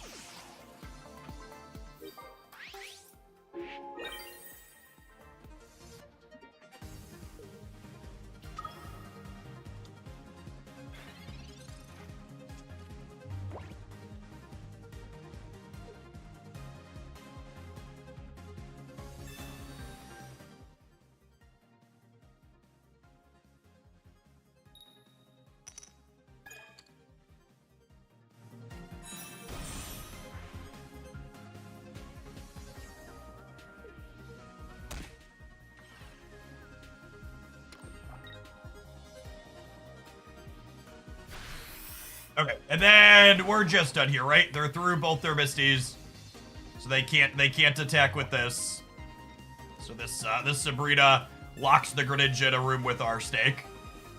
And much like nature frequently plays out here, it's not favorable for the frog. I guess they've only used one potion. If they have another potion here and I don't draw my second Arbok, they can get us. 1 Arbok, 1 research, 5 cards. No, they're out of Misties. Quarter is genuinely one of the most powerful effects in the game.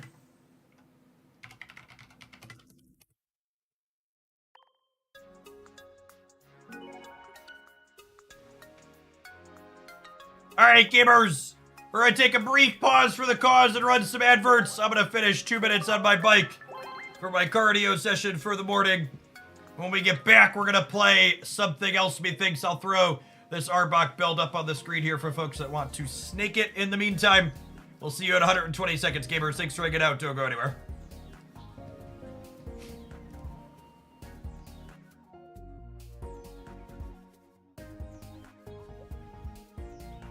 I need to play more Greninja. I need to look at my decks I have in my deck editor, but... Oh, you know what I wanted to play? I wanted to try... I've had Executor Pidgeot loaded up for a little bit. Pidgeot 2. I'd like to give that a go. Pedal!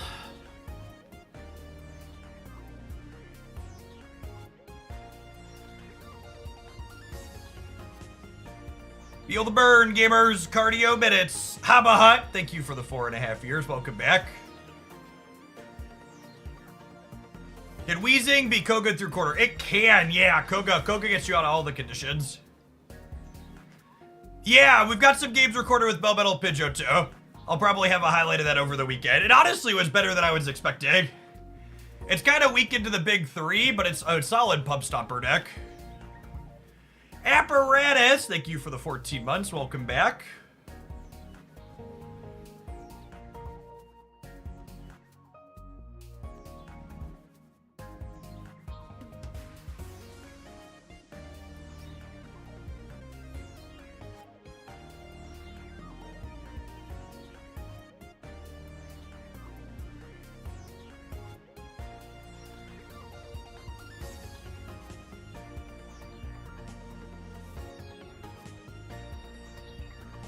You're still picking it up and putting them back down. Yeah, try to do 2 days a week. Sometimes we get in 3, but usually 2.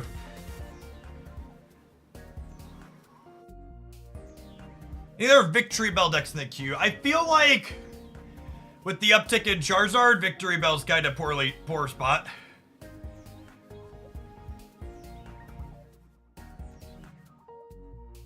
Some of the community members were working on crunching red card numbers for me.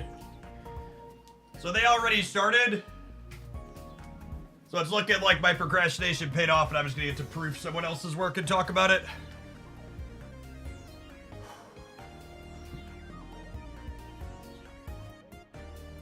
Nah, I'm pretty happy with this build. I like these 12 cards.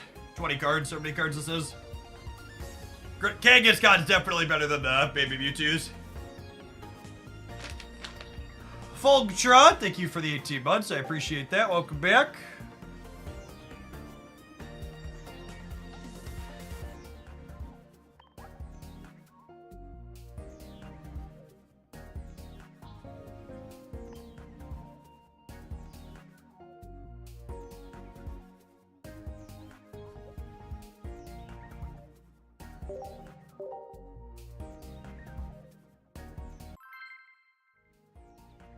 My oldest has been super into Pocket. He logs in almost every day.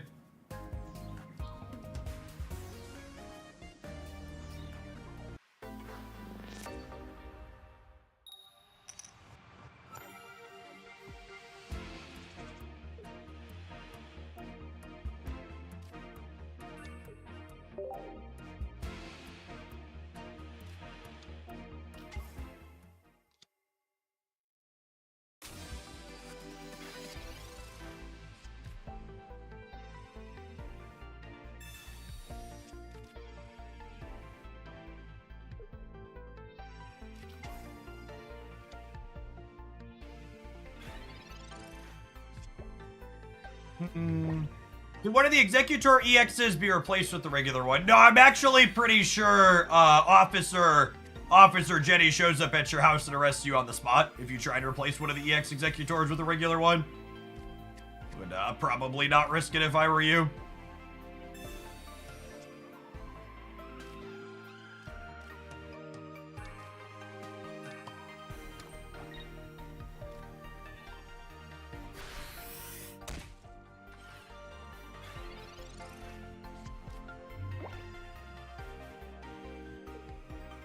Wow, way too many people in chat just let me know what their Pokemon fanfic reading looks like after I made that joke. Holy. Get some help, gamers.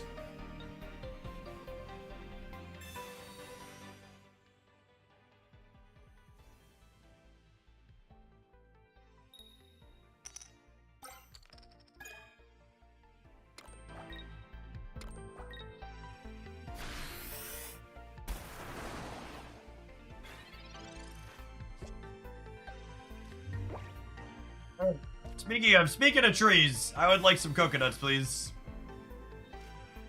There's my coconuts. Are we X-speeding away? Nah, I think I'm saving that to retreat Executor eventually.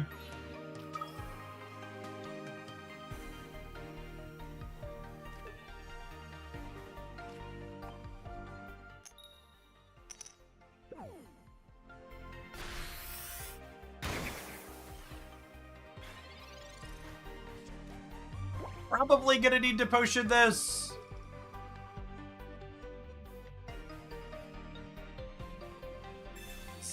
Articuno hits my bench Pokemon with Blizzard.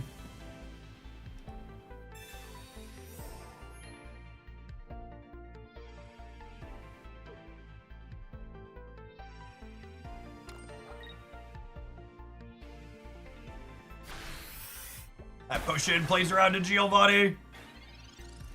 You one heads in 2 attacks to clear it still, though. Pidgeotto is a lovely hit. Lovely draw. We'll go ahead and burn an Erica here. So we live another Blizzard. Executor making us sweat on these flips.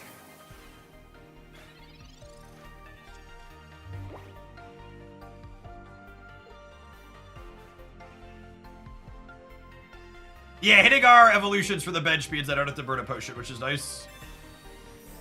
Oh my goodness, they have second potion and we cannot hit heads on a coin to save our lives.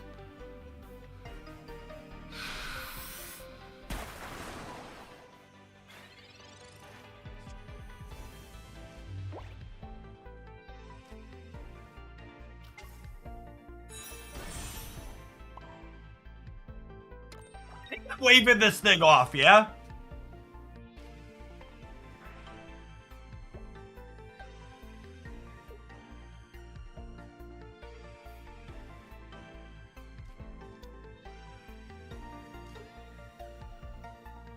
I'm putting Squirtle into the wood chipper.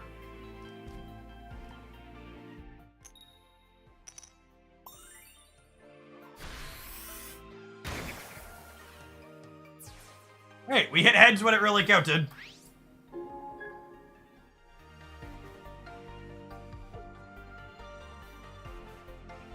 Dude, potion to play around Starmie Giovanni. Maybe? I don't think so. They have it all, they have it all.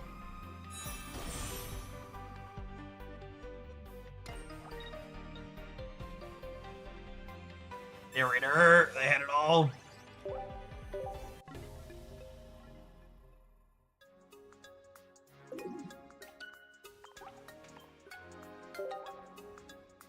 Double potion to play around the breakpoints.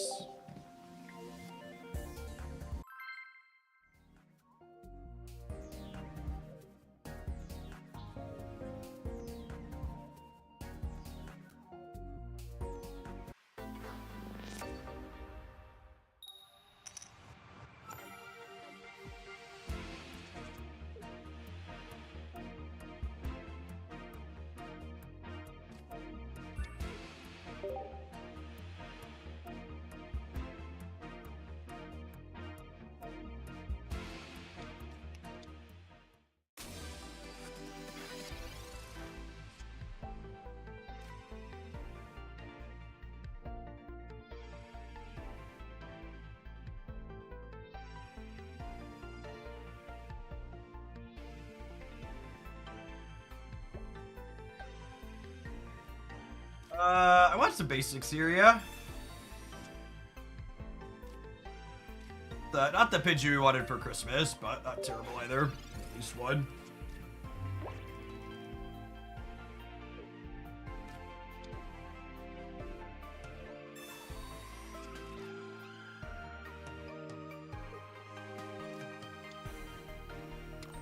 Yeah, I'll definitely cover that example take magic, but just like, for what it's worth off the cuff, even if your opponent had the stage 2 and they finally play the stage 1, they're like over 50% to redraw that stage 2 in most situations at that point late in the game. So again, it's still pretty bad. A significant part of what makes red card a terrible card you shouldn't be playing is that the small deck sizes in Pokemon Pocket means your opponent redraws the thing you took out of their hand, even if they had it a significant amount of the time.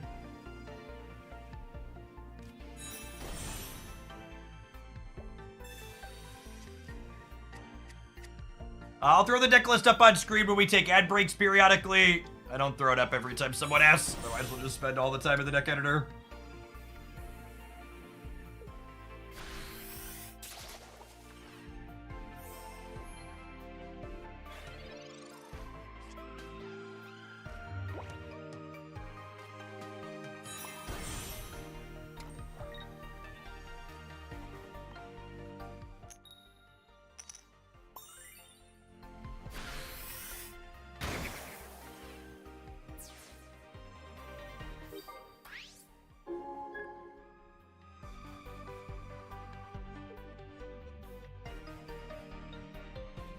Playing Venusaur grass cards they own, which honestly is probably a tough matchup for us. If Venusaur gets going, it doesn't matter what the supporting cast is. We don't have any individual big attackers that get through it.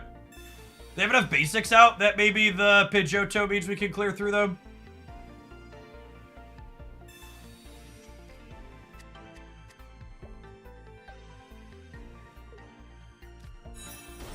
This card provides a lot of utility.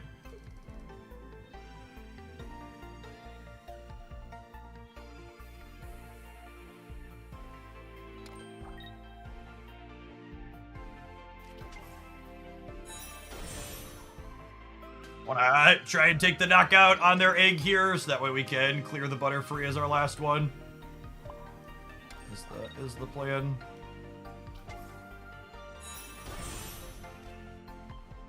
We get heads on this, we're probably good to go. Narrator, never once.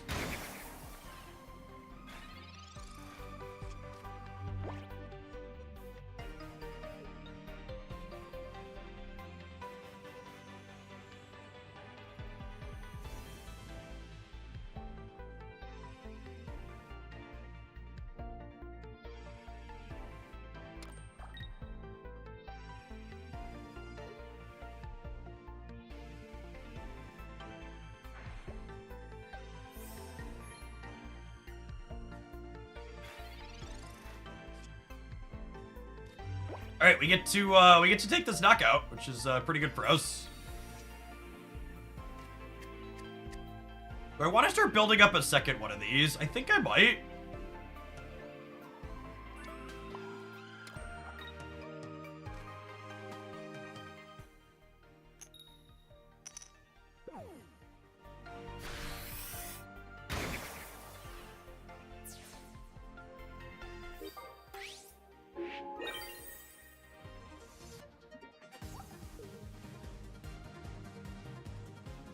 Which game do you enjoy more, this one or Marvel Snap? They're just kind of different games. It's okay. It's okay to enjoy different things, gamers.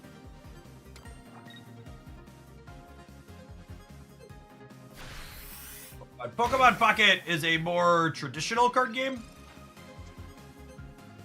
whereas Marvel Snap is a little bit more unique in what it does.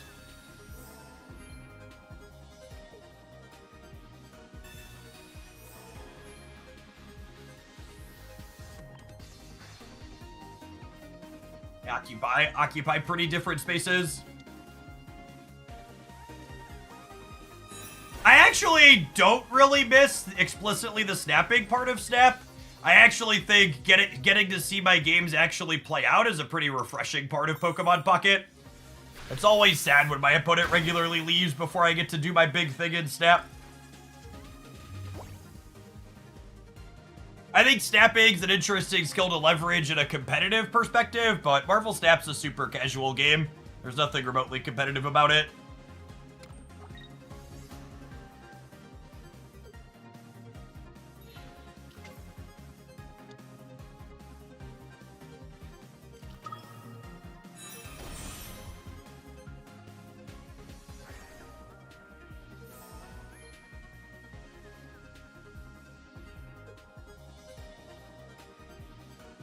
They haven't played any X speeds yet, yeah? Limiting the Executor this turn means I no longer have lethal, unfortunately.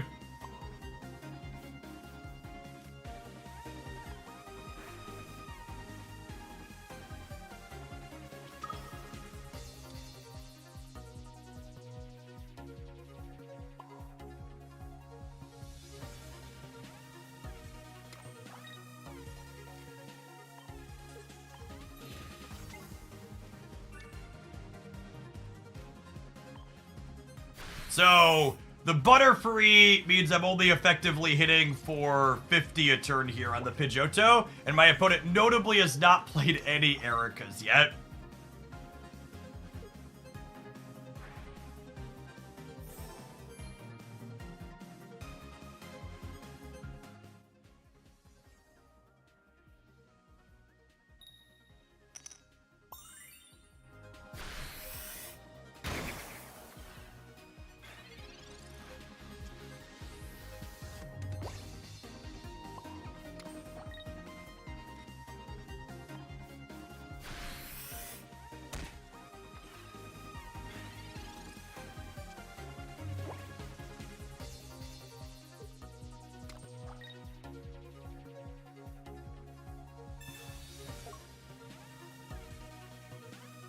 Oh, I'm gonna lose my drive off.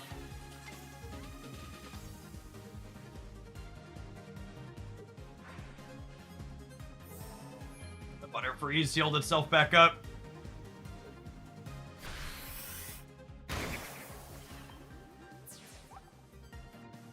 Alright, 1 research, 1 Pidgeotto, and 4 cards here.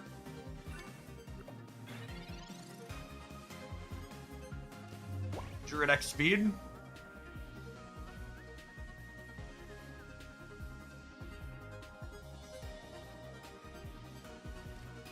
I think that means we're dead. I think that means we're dead. If we'd have hit the Pidgeotto, we could have kicked up the Butterfree and put it down low, and then the Pidgeotto lives to a Venusaur hit, and then we drive off again and maybe have a shot, but...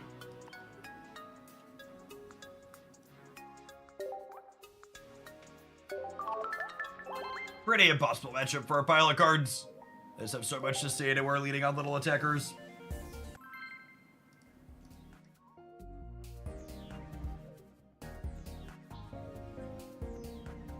Venusaur deck is pretty comparable to Melmetal in a lot of ways. It's a very good pub stomper.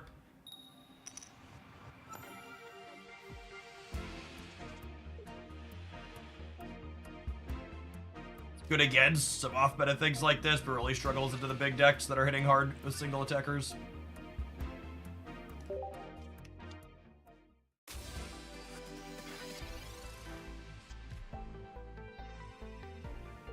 I like how deck building experience in this game is exploration is mixing Pokemon lines with small variations of trainer cards. Yeah, I think they did a good job with it. I think it's really easy for people to build functional decks that want to try and build things for themselves. That's one of the nice things Pocket does structurally.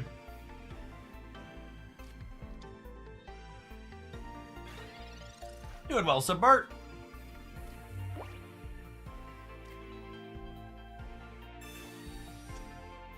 Double Meowth, eh?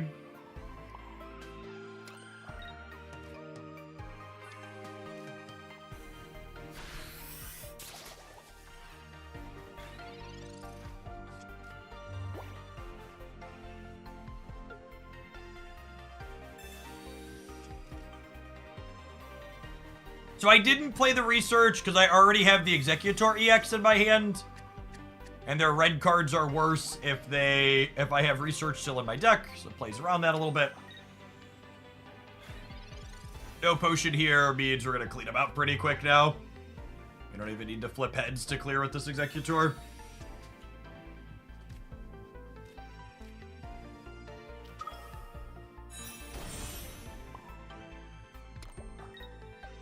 Chilling on the rest of this. I don't know if I want another Pidgey or another Kangaskhan on my bench. Those of you at home will note that we chose to flip tails here because we didn't need the heads. This saves up our cumulative variance, so we're more likely to hit heads when we really need it.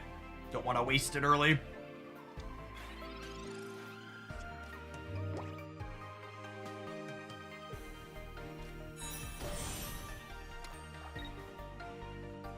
These are the little plays that less experienced gamers miss out on.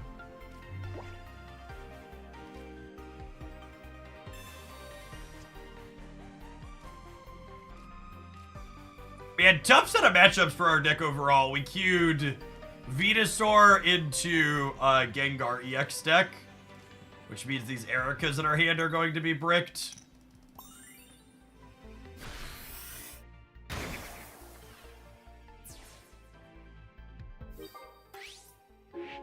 Both of our researches at least, but our stage 1s and stage 2s are buried in our bottom 7.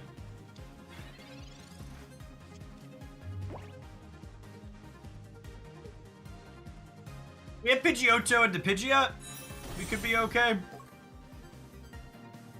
Well, we're gonna need a big attacker here.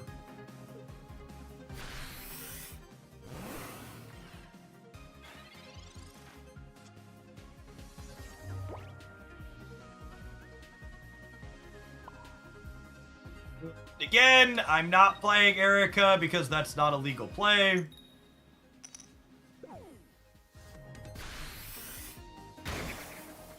Alright, now we need to draw Executor, followed by...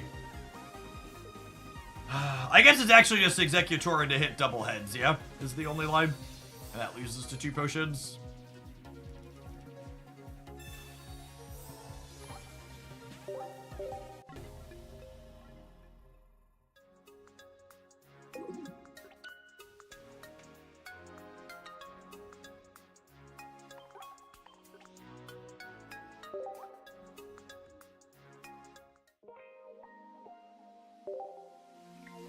Gengar's Pokemon ability says you can't play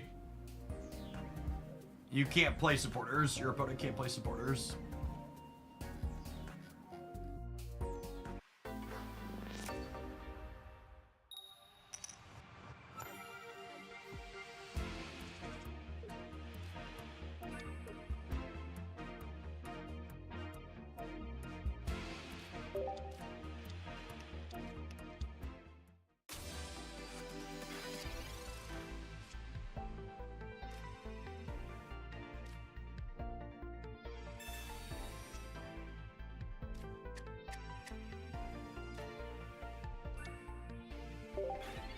I think my only criticism about Pokemon Pocket's cosmetics is that I really wish they would let me combine border and front cosmetics. The fact that they'll let you flare one of the two is... I don't know. Alright, I'm gonna try one more match with this deck, but I'm not playing against Venusaur again.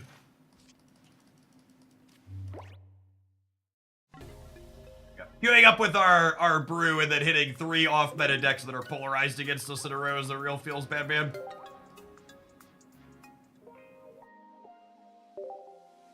Yeah, my video this morning on the Hoglandia Snap channel was reviewing December and January Spotlight caches. It's up now. I should probably update the command for that. It's a good thought.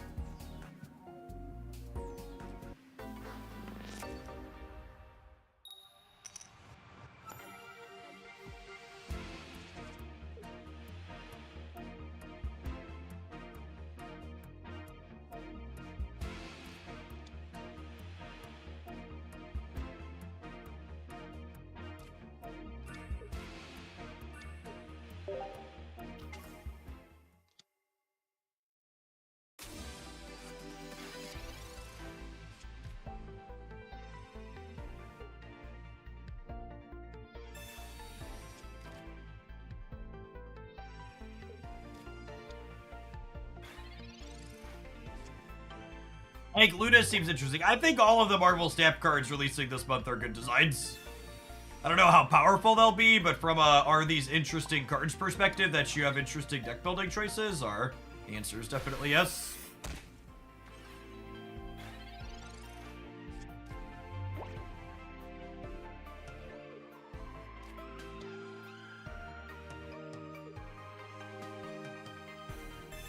Ninja, Tentacruel, Articuno, and of course, Misty.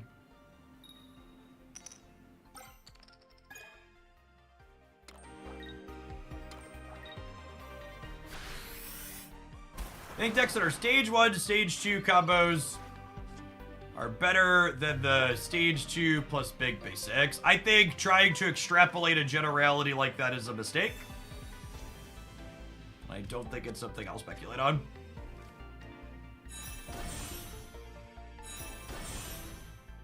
People love to try and make really hard and fast rules that they can then apply to everything, and it's almost always wrong to come at games from that approach.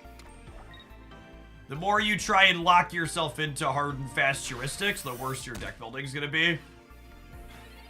Evaluate things on a case-by-case basis, not a all or none.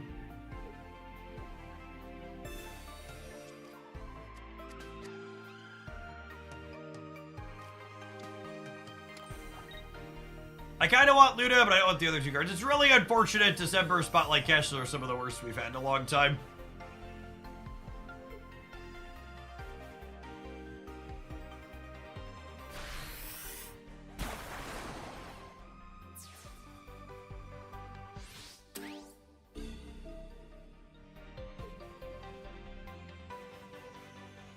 How much luck do you think going in goes into winning games in this game? If I had to estimate off the cuff, it's probably something like about 10% luck, 20% skill, 15% concentrated power of will, 5% pleasure, and the Misty is definitely 50% pain. And this bit is 100% reason to remember that chatter's name. What's going on, Roach? 50% Misty ending the game. I'm gonna use that one in the future. That's really good. 50% Misty ending the game.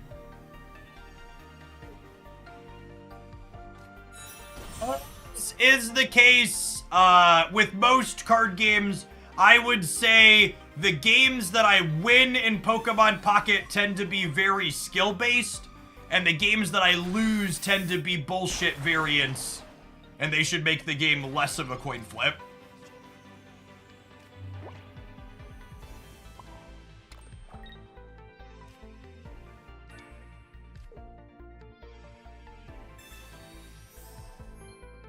I think, in general, people tend to undersell the amount of skill that goes into games like Pokemon Pocket, and I think Pokemon Pocket explicitly does not go out of its way to hide variance from the players. In other games, there aren't literal coin flips on the card, so you can put your fingers in your ears and pretend there wasn't a bunch of variance in the game that you just played. But in Pocket, it's very face up in front of you. So it's harder to talk yourself into, oh, etc., etc. One of the things that I think, we've talked about this before, but the coin flips are actually really important in Pocket, because Pocket is a game where, especially because of the small deck sizes, you can regularly predict what your opponent's output range is going to be. And because so many of the game pieces are face up on the board, the coin flips create tension to make game states not be deterministic early. If Executor always dealt 60 instead of dealing 40 plus 40, you would be able to look at a lot of game boards and go, this game is over in 3 turns, my opponent makes these moves, I make these moves, and then we're done. Same thing with Kangaskhan. If Kangaskhan always deals 30, it generates far more deterministic board states early, where you effectively enter garbage time, where the game is over, but you're still playing. Pokemon's very chess adjacent in a lot of ways, where you should be looking at the board and thinking 3 to 4 turns out, and you're like, all right, I mate in 3 from this position. I mate in 4 from this position based on their optimal lines. And the coin flips create tension and uncertainty, so you don't know, I'm guaranteed mate in 3 here. I'm guaranteed mate in 4. It's, I'm winning this game if these coin flips break average or if these coin flips break high. And the fact that the coins can go low and can go high means that you can stay in games that you'd otherwise would be deterministically losing if that uncertainty wasn't there. A lot of people who aren't good at games view variance as the absence of skill, when the reality is there is skill in mitigating variance.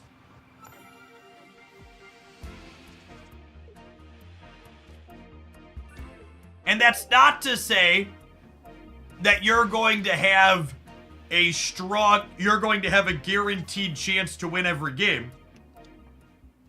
But it is to say there's more agency than a lot of people lead to. Gore verdict from day one is accurate. It's a fairly niche card that's good at its niche and probably replaceable.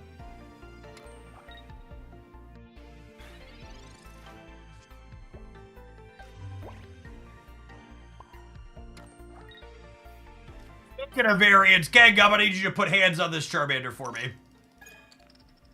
Alright, we'll take it average, I suppose. Card draw is non-deterministic. So, card draw is non-deterministic, but because the decks are so small in Pokemon Pocket, over the course of a game, it's pretty close to deterministic what your opponent is likely to have. Even in a closed deck list setting, you can look at your opponent's discard pile and go, oh, there's 2 cards left in their deck. They haven't played Sabrina. They're very close to 100% to have Sabrina here.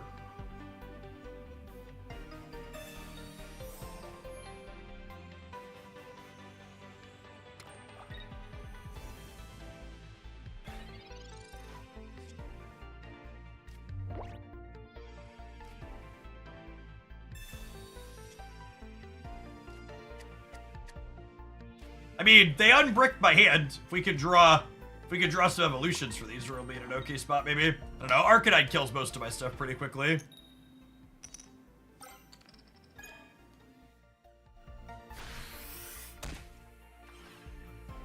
Even sports can have some variance, field conditions, weather and wind. My favorite part of the Little League game is when the player's rounding third base and it explodes and launches them over the bleachers because they rolled poorly. Keeps things exciting.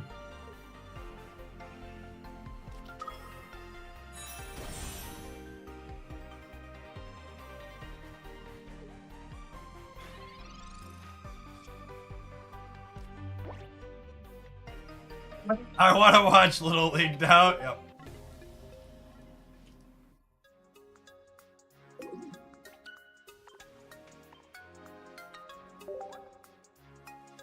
We need to Mario Party of 5 children's sports. All right, this deck seems bad. I needed to get it out of my system. And I go ahead and delete it. It had been sitting in my deck editor. Let's roll some adverts. We're gonna play something else when we return. Thanks everybody for hanging out. Don't go anywhere. We're pocketing for a little bit this morning, and then the new Marvel Snap season drops in about 90 minutes. Don't go anywhere.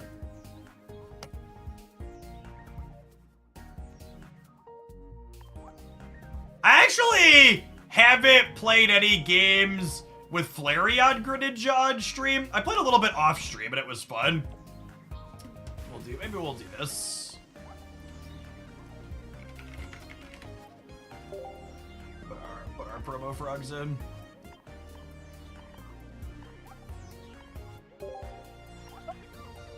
Bubbles, bubbles, bubbles, bubbles.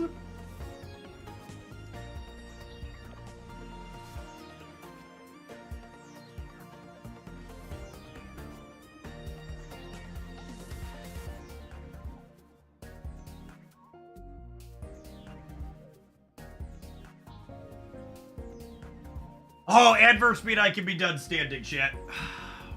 Try to do one full 40-minute segment, standing, sitting, etc., back and forth.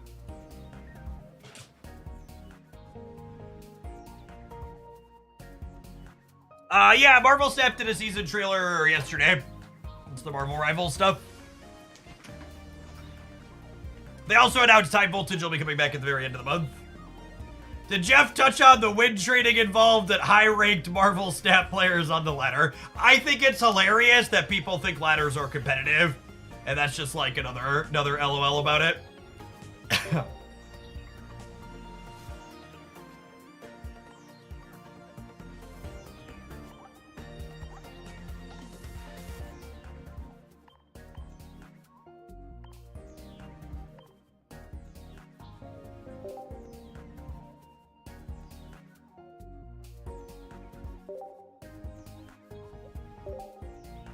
One of the people who regularly has their number 1 on the ladder in their stream title for Marvel Snap streams was like offering people bribes to give him cubes so he can put number 1 in his title for another month. Just funny in the saddest sort of way.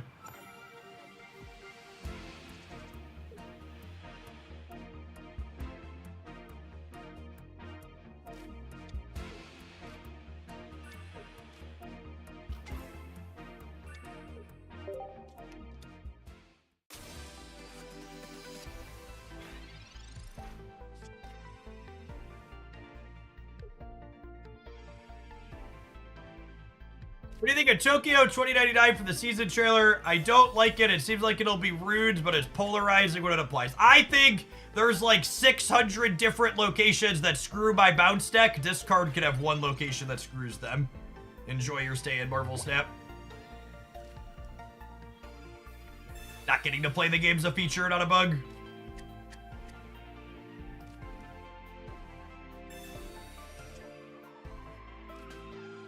Neither of those are the X speed I wanted for Christmas. Sedge.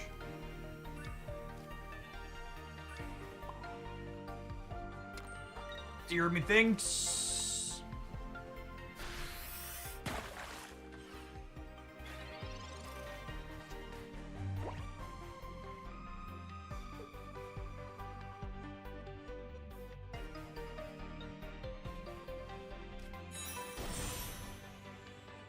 No, I haven't commented on Lasher yet. I didn't know it was coming.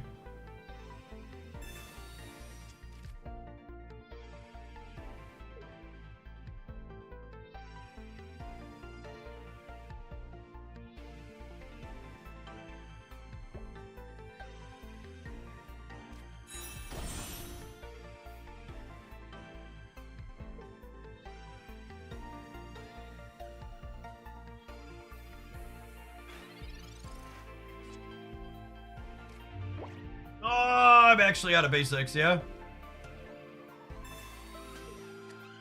Rip.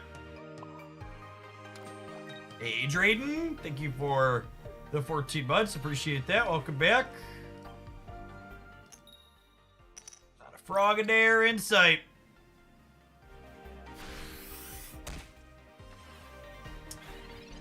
Oh, no X speeds either is unfortunate. Would have liked to keep some energies around.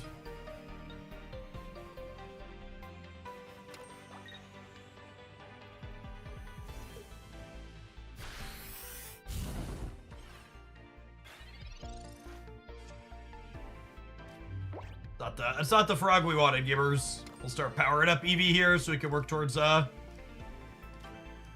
Flareon, or what's it called? Giovanni here, so we can hit 1 heads to get the stock out.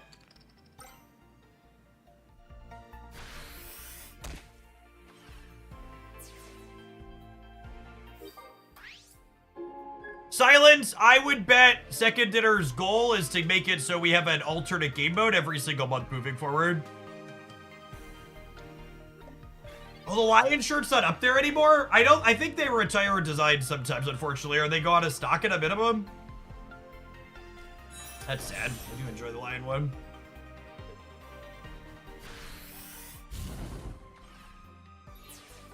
Alright, we're gonna let him cook a frog here. And then hopefully we're gonna draw a Flareon and cook him back. 2 Flareons and a research and 9 cards. Yikes! I also have a singleton copy of Vaporeon, which would be a nice draw.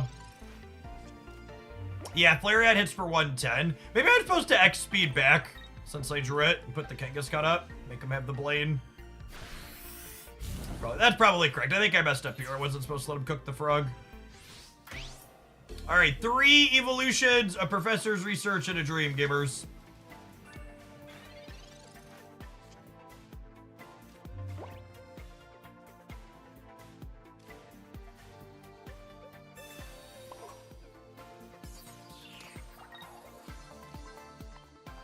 Dead to blade, unfortunately.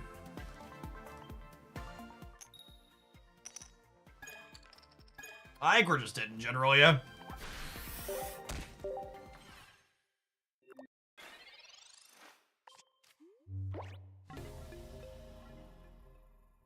Unfortunate start to our set.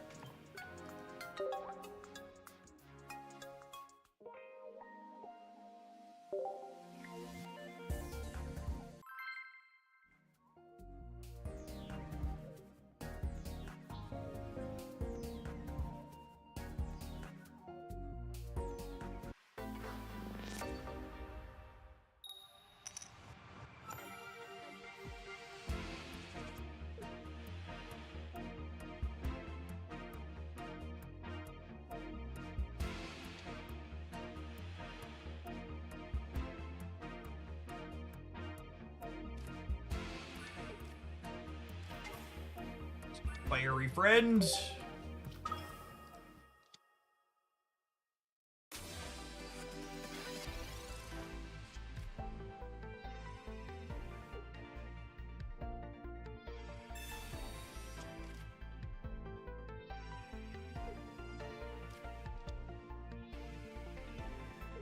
We're gonna play so many Eevee decks if they give us the Johto evolutions. So many gamers. If the Johto evolutions are single energy psychic, single energy dark, we're gonna mix and match Eevee in so many places.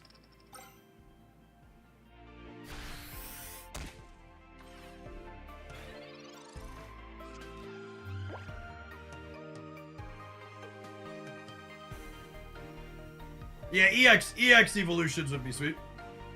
Sure.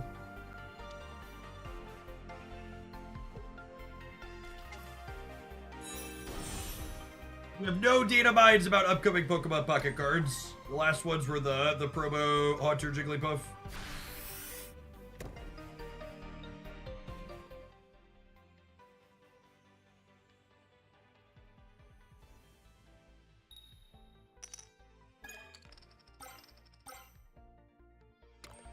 Harry.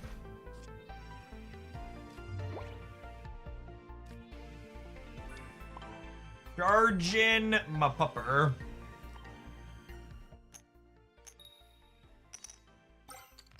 So, Water Shuriken plus Flareon clears Arcanine after it out onrushes one time. We'll deal a total of 130.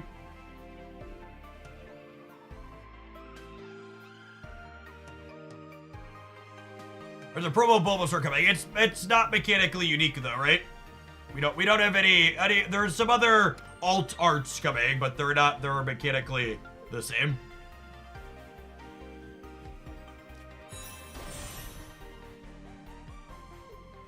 They're not new cards. Dark and Zero X's. Yeah, I would bet if not the mini set, then the January set will definitely have Dark and Steel EXs. Just for the sake of setting the trend, when I talk about new cards coming, I'm explicitly talking about things that are mechanically new. I don't know that we beat a Charizard, huh? I actually think it's really unfortunate for variety and even tournament play that Charizard had got optimized, because I think playing against Charizard is the least interesting experience Pokemon Pocket offers. For my old Magic the Gathering players, the Charizard deck is basically Tron. You don't ever really beat it so much as it just loses to itself sometimes. If its draw is remotely serviceable, it's running you over and you don't have a chance.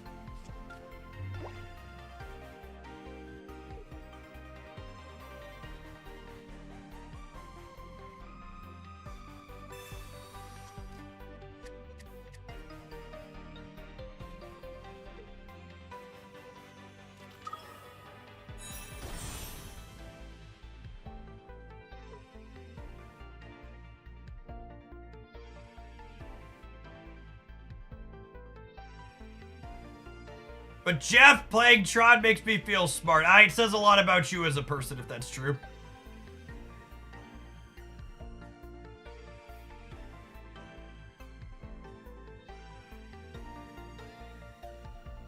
Not if you enjoy it. It can be enjoyable to have a power trip. But this makes me feel smart as a self-indictment for sure. All right, we're gonna hit Greninja and we're gonna win this game. We're gonna hit Greninja and we're gonna win this game, gamers.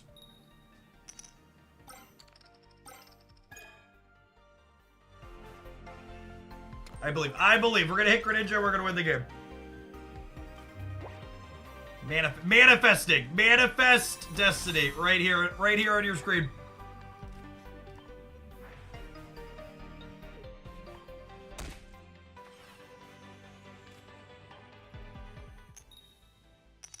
Mama! Mama! Damn it, Mama. I needed a little bit of variance there.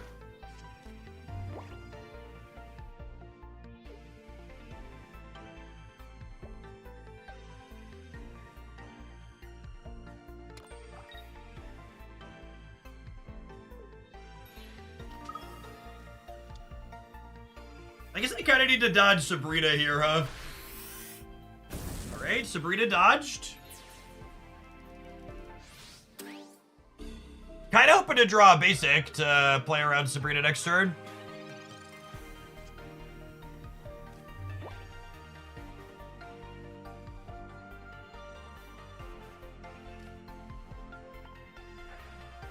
So we clear the Bull Trace and get 2 knockout points.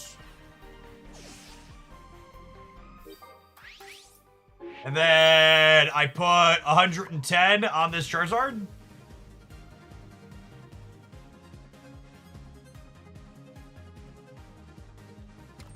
I guess they retreat to Arcanine and clear the Flareon. And then I need to draw Sabrina.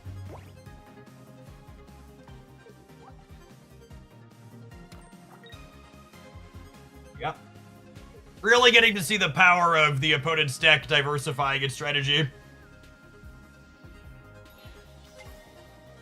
Playing more basics is good, who knew? Me, I knew.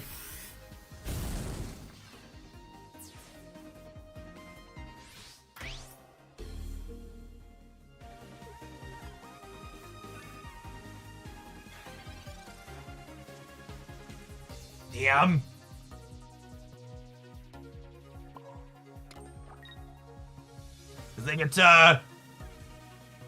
They get to retreat and finish me with the Charizard now.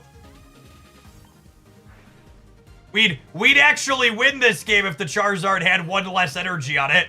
We needed one less heads from their Moltres. Because if this Charizard couldn't attack us, the Inferno Onrush would give us 4 points and give them 3 and we'd win the game.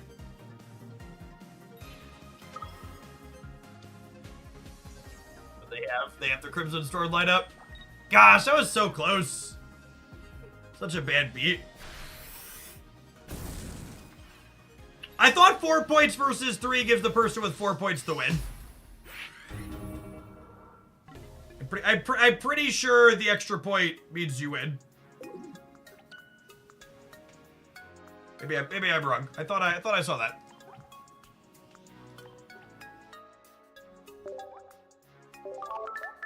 So close. How many Sabrinas are in this deck? I don't remember. There's no Sabrinas in this deck! Oh no! Oh no! Oh no! Oh no! 0 Sabrinas!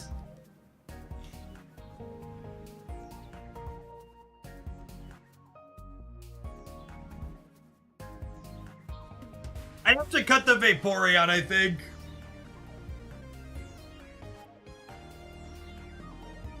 I don't think you can cut it, Kenga. I think I have to cut the Vaporeon. The Vaporeon was in my hand too. If the Vaporeon, man, I'm so mad at myself. If the Vaporeon had been a Sabrina, we just win that. like I played the rest of it so well to have had my deck misbuilt. I'm sad now. Lost a good game to bad deck building.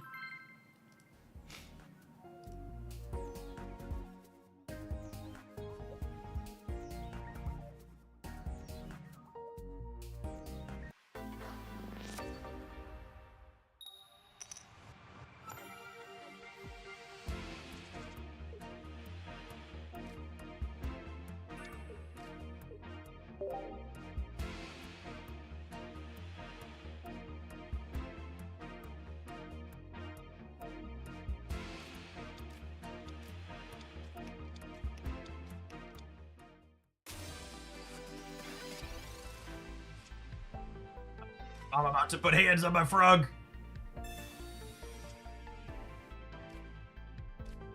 Kanga! Kanga! There's Mama. People telling me they want to cut a Kangaskhan. Sacrilege, all of y'all.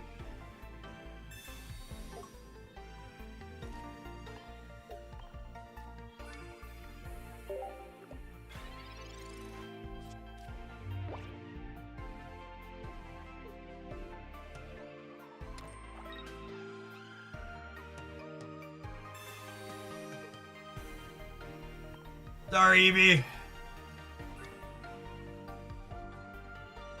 Mama would never hurt my adorable Evie, would she? She wouldn't.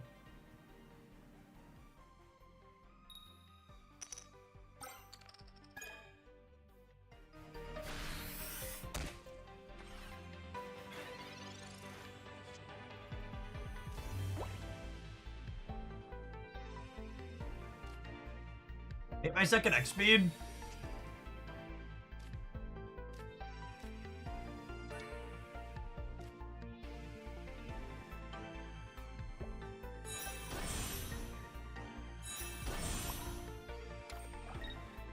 Alright, we have a Flareon shaped punching bag this game.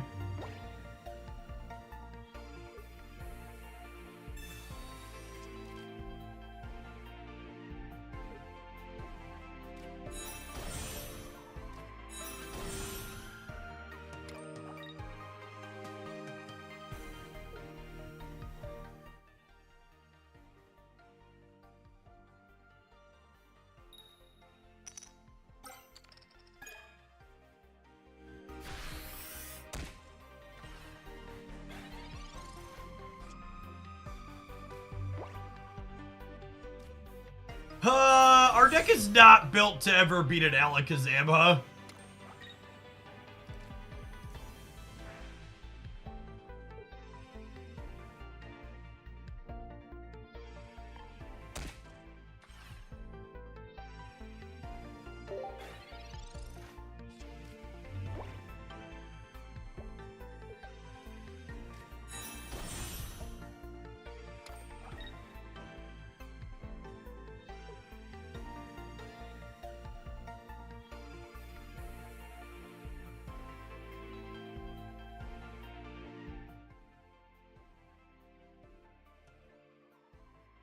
Larry got his anti-Alakazam energy discard tech. Ah, you still die in one.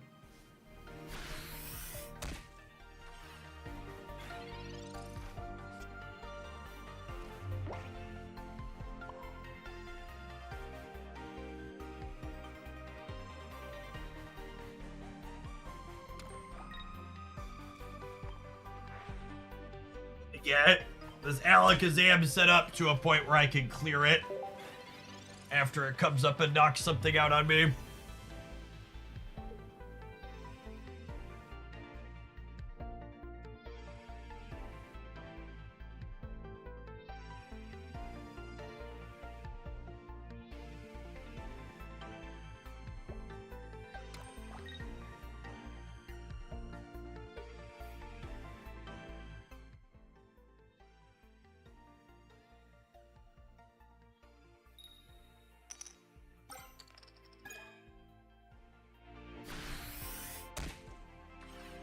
For people commenting on my opponent not using Psy Shadow, it doesn't work on colorless Pokemon.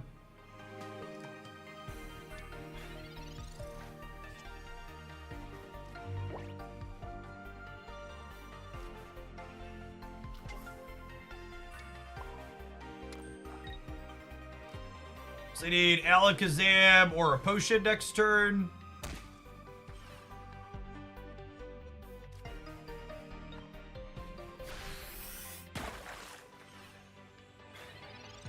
Not lose to the Water Shuriken.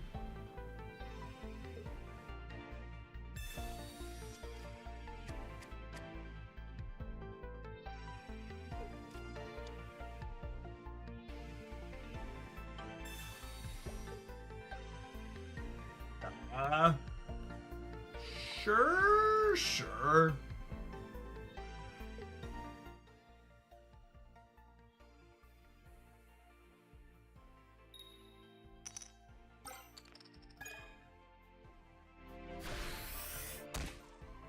Yeah, we're done here then, yeah? They bricked down their Alakazam and the game is over?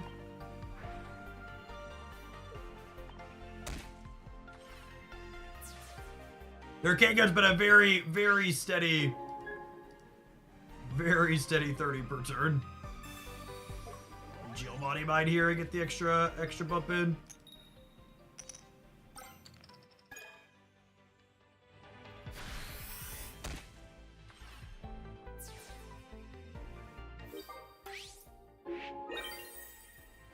This game was interesting. Flareon simply being a 120 hit point wall that only gave them 1 point was actually pretty useful for setting up and dealing damage with Greninja, right? In a way, it was kind of like how people try and play Baby Mewtwo, but obviously with 2 cards. But had that same similar kind of, okay, this gave us time to set up the frog and do other stuff. Thank you for shuffling my hand that had no stage 1's opponent. Appreciate you. This second Greninja wouldn't have been possible without your service. Freaky red card gamer shit.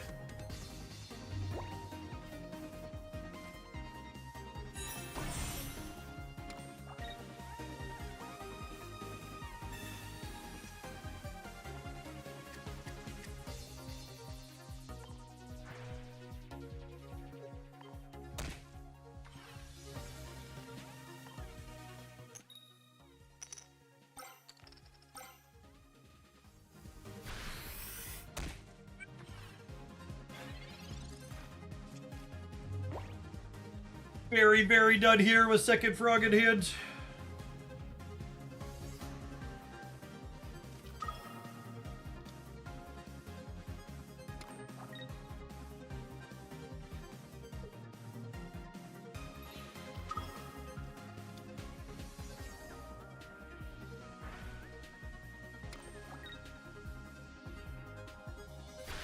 I'd like to dedicate this W to my opponent's red card, with which it would not have been possible.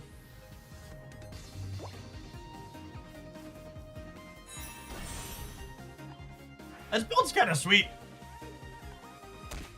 Pick it up when it's putting down.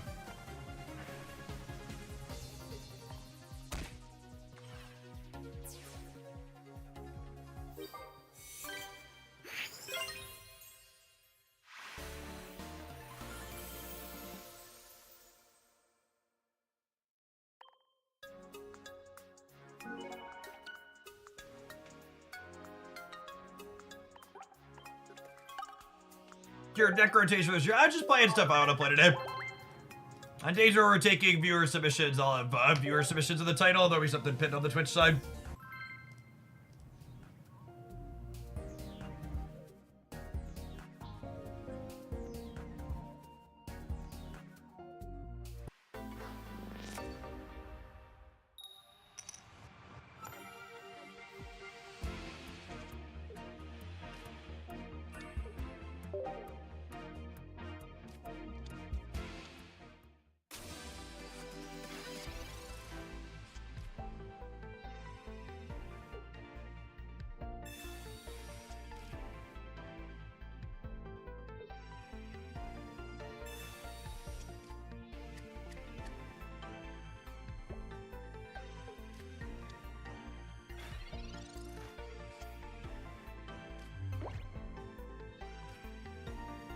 For a friend.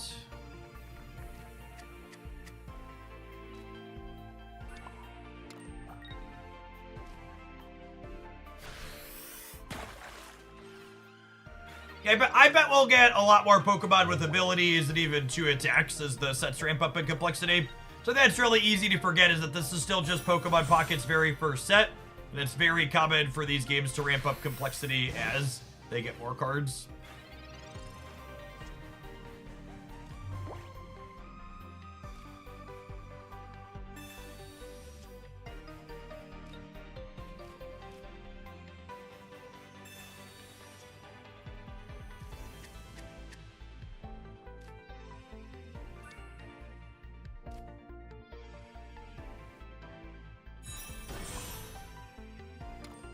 Put Gengar up here, I think.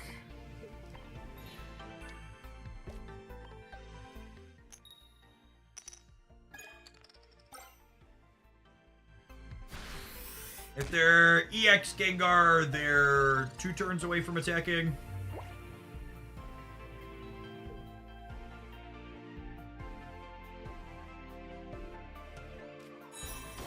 Yes, double Gengar deck.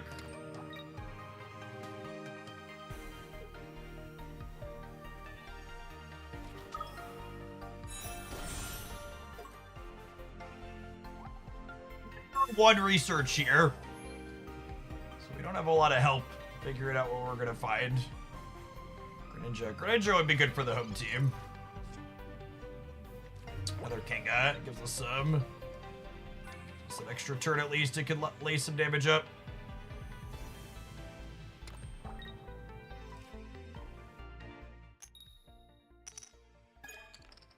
We need, like, Greninja next turn, and then a Water Energy under this Fire, along with some average Kangaskhan variants. Yes, Great Maester, I was pointing out that I'd already played 1 research, which makes this slightly less good. Because if I've already played one of my researches, I'm less likely to draw them and have them be a brick.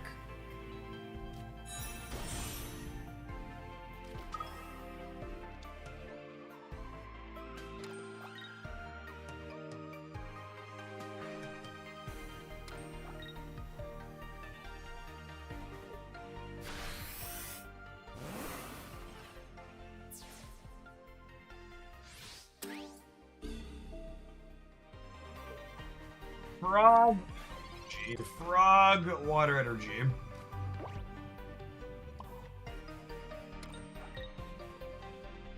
Alright, I need this to hit twice, and then we need a Top Tiger Greninja. When we miss, we're dead? I think so.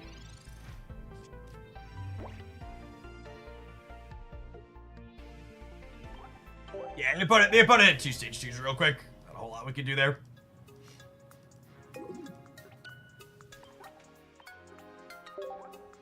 Alright, so people asked about deck list specifics. I'm gonna throw this one up on screen. I'm gonna roll some ads. I'm gonna run upstairs and grab some lunch. We're gonna play some more of it when we get back. For the people chilling for Marvel Snap, we're gonna be snapping in about an hour when the new season goes up. Thanks for hanging out. Don't go anywhere.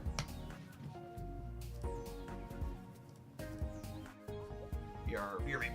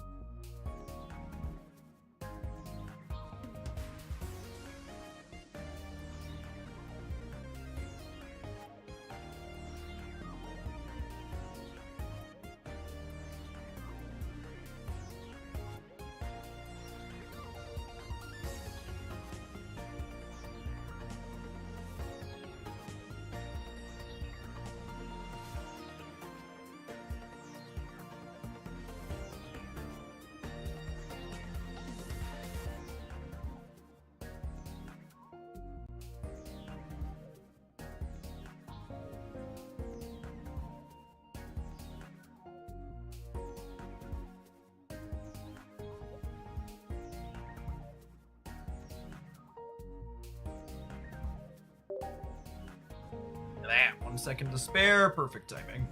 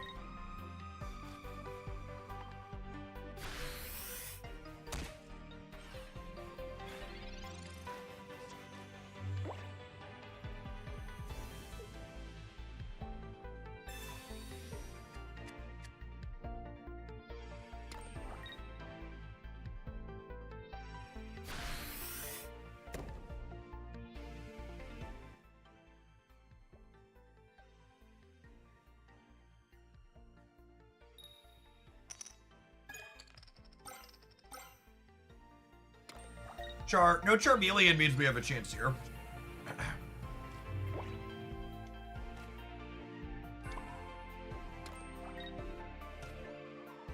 If they don't have Potion, the Giovanni lets us clear next turn.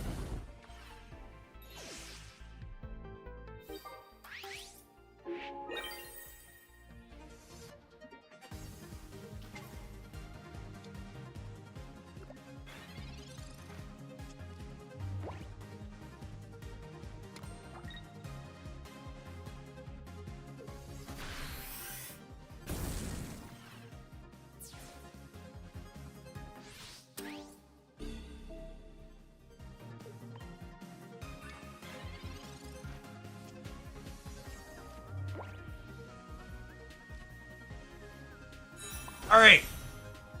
Crazy like a fox or not? Do I Greninja this Charmander so they're forced to evolve to save the one that doesn't have energy?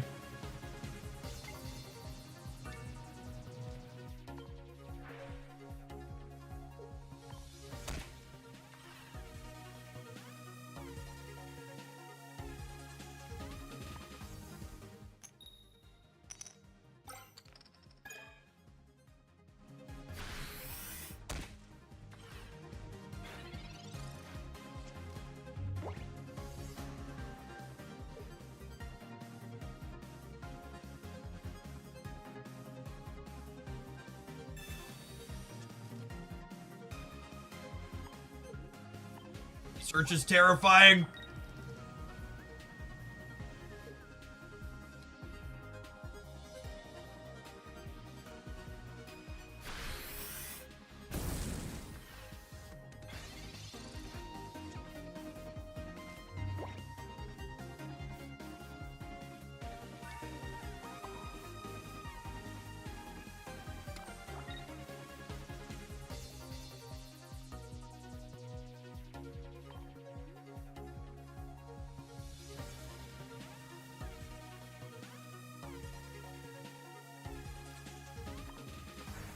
Now I'm gonna hit the Moltres. If we hit one Headseer, they can't knock out the Kangaskhan now. That was our second research.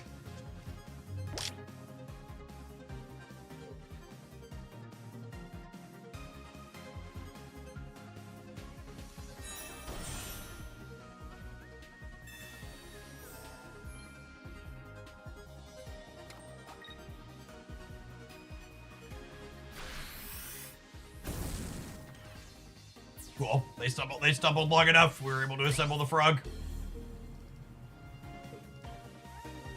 Flareon getting to take out their lead Moltres with the Giovanni. Real solid there.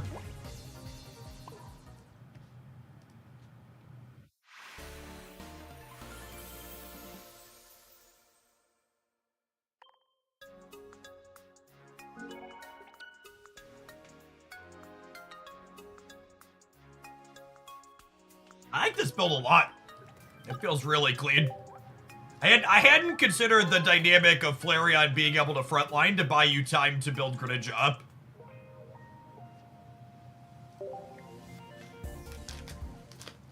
While also being an alright finisher to blast through people.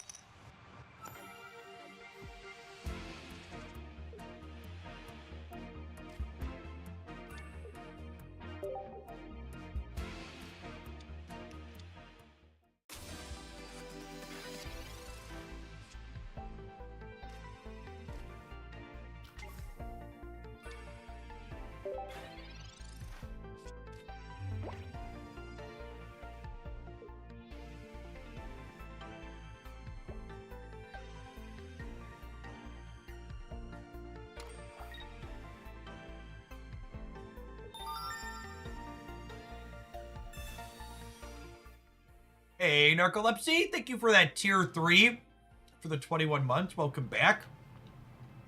Good afternoon.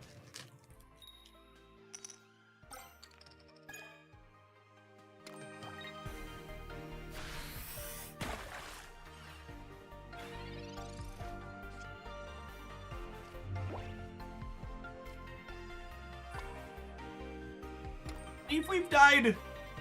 And a Misty while going second. King Koopa, thank you for the 3 years. Welcome back.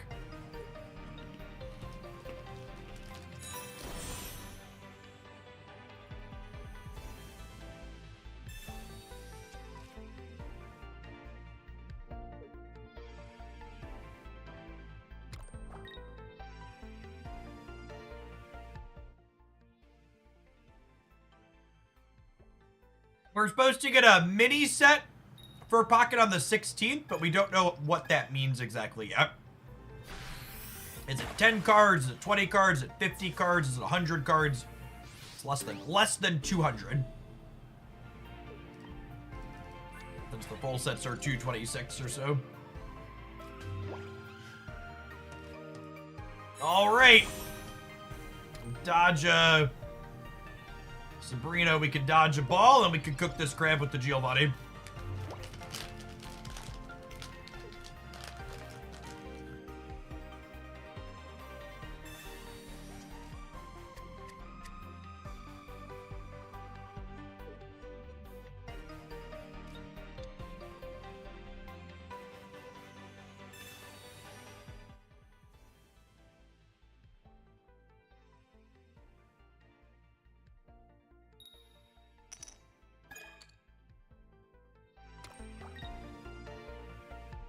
I wonder if I was supposed to put the Flareon up rather than letting them KO the Frogadair.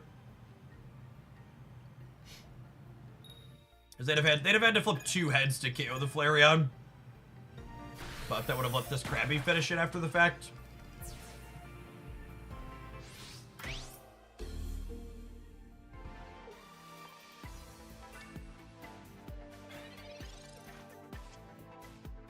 some fire energies. Oh no! We're about to lose to being 2-color gamers.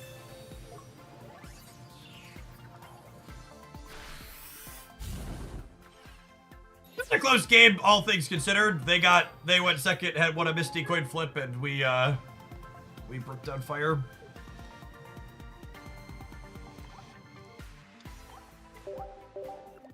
Wasted everybody's time here.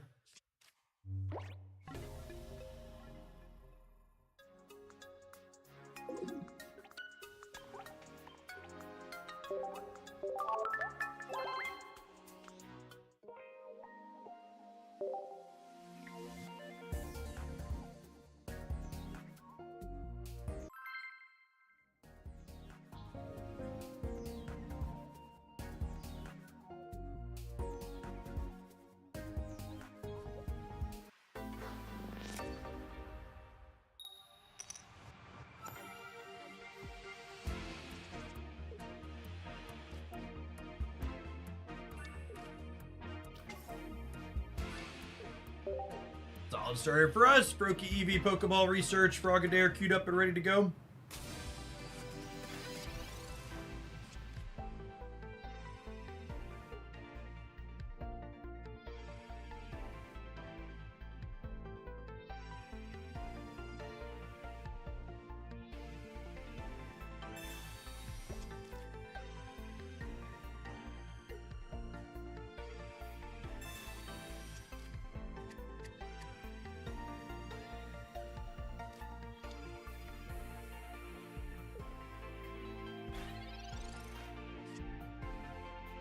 Misty there is lovely for us. Let's Pokeball.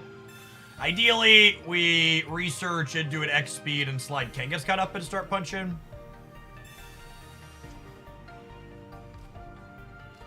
Okay. It's one of the many reasons why X speed is one of the best cards in the game. Being able to reassign your lead Pokemon without needing to take the tempo energy loss is huge.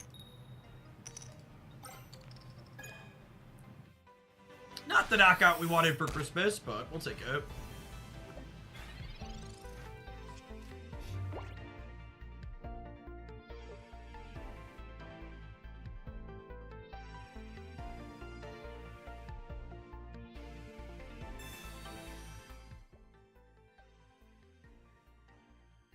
The closest thing we have to like a control style deck is like the Venusaur stall decks.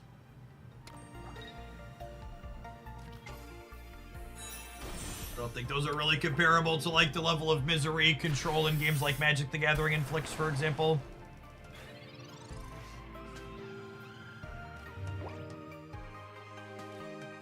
That's a Greninja. So if we hit once with Mama here, Greninja can finish the Starmie.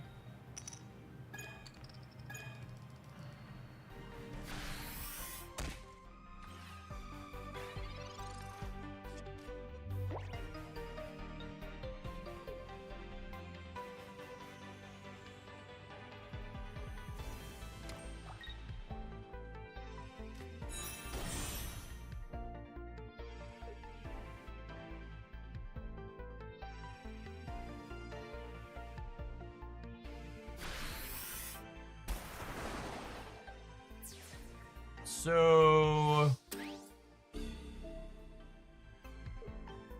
we put this up, then we get them to 20, which means we can finish it with Water Shuriken next turn, which is nice. They'll need a Giovanni with their Greninja to clear ours in one. It's unlikely.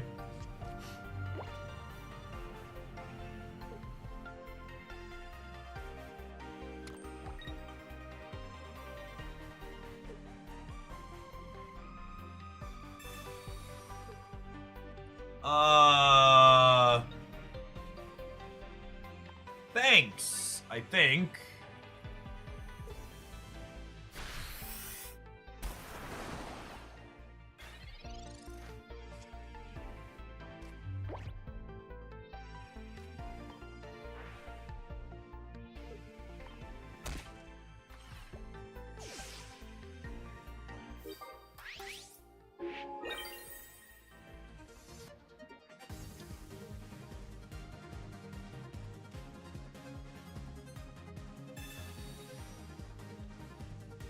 All right, the other Kangaskhan was tired.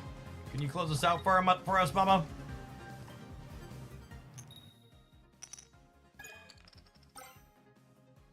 Okay. Means they need to draw the Starmie here. And they didn't have Starmie or Greninja last turn. I guess they could have had the Starmie and just been sandbagging it.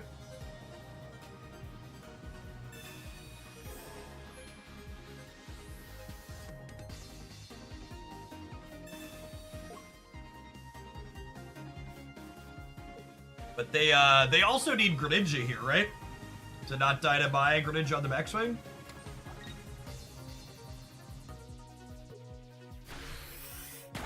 No frog for them means we're done here.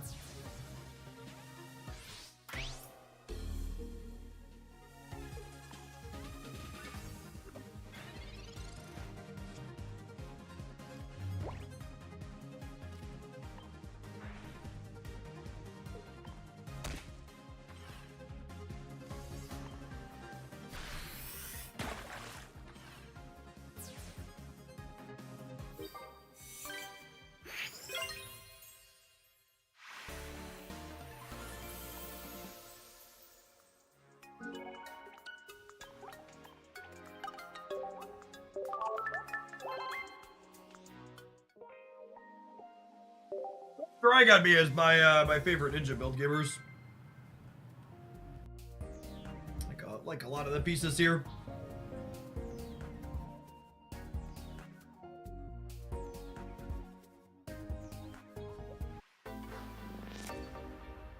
They could have not attacked to keep Kanga up front. Yeah, maybe.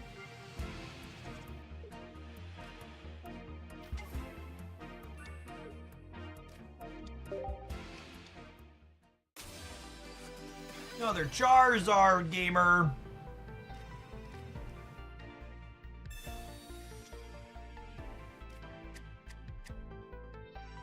I think I'm vibing on the research because Charizard gamers usually play red card.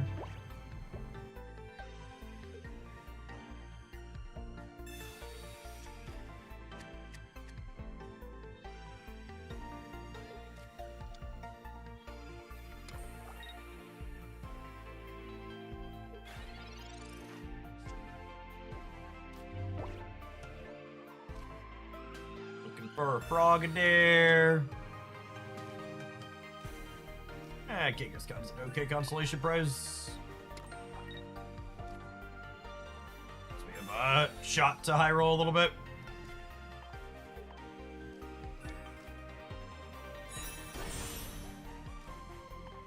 Don't think I need second EV deployed here.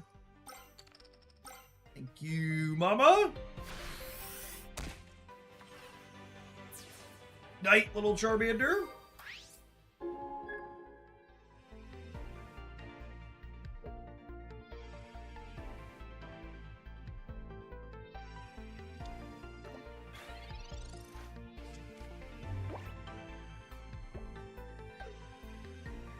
Booker. Yeah, a little bit of a mixed bag on the new Snap season. The new card designs look good, but the spotlight caches for the month are pretty underwhelming, which is unfortunate. Ultrace. So we're gonna see these switch around. X speed. Do they have the Charmeleon is the question.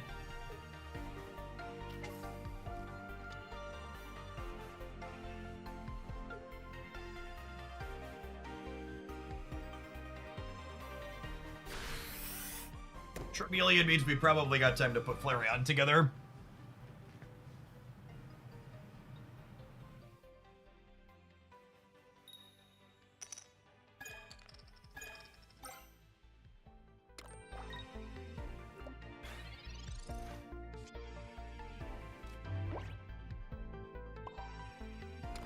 Assuredly there are fire energy buried in here, right? Right?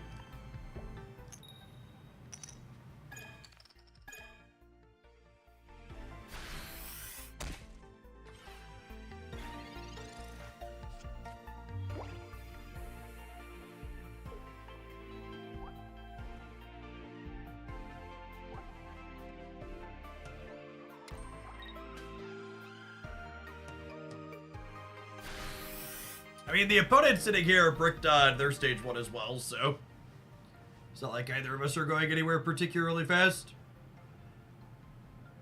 Mama don't want none of the birds. She's full from Thanksgiving. Yep.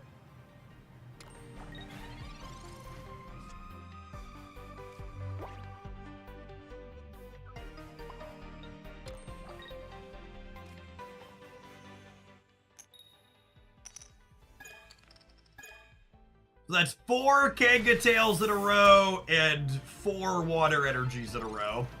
And we're also missing my stage 1.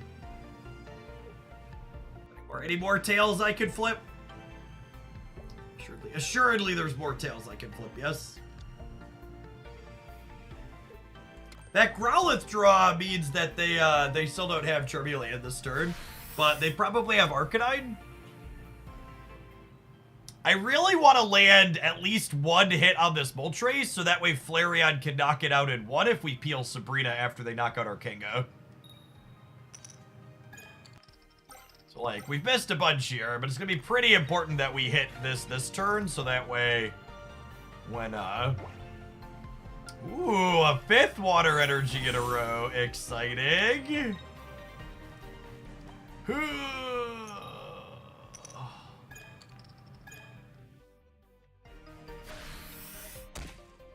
Catastrophic series of events. Oh.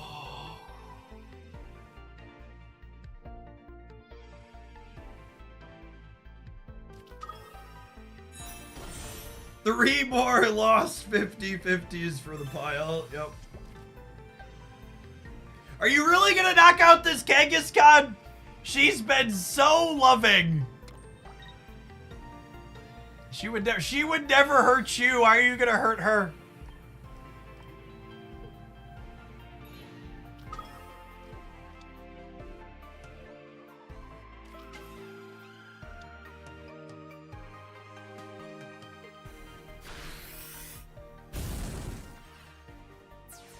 It's fine. The energy underneath this one is fire. We're gonna tap this with the Frogadair, and then the fire energy is gonna let us finish up if they stay in. They're still bricked on Charmeleon.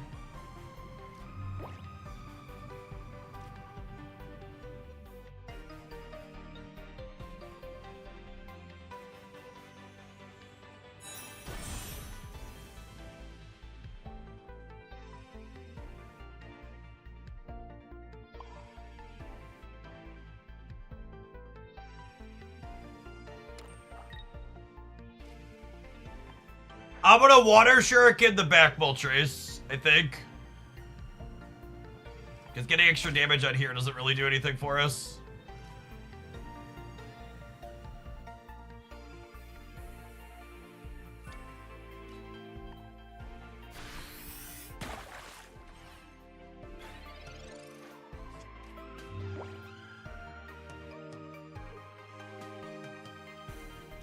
I want to get their Pokemon into 1-tap Flareon plus Giovanni Flamethrower Rage.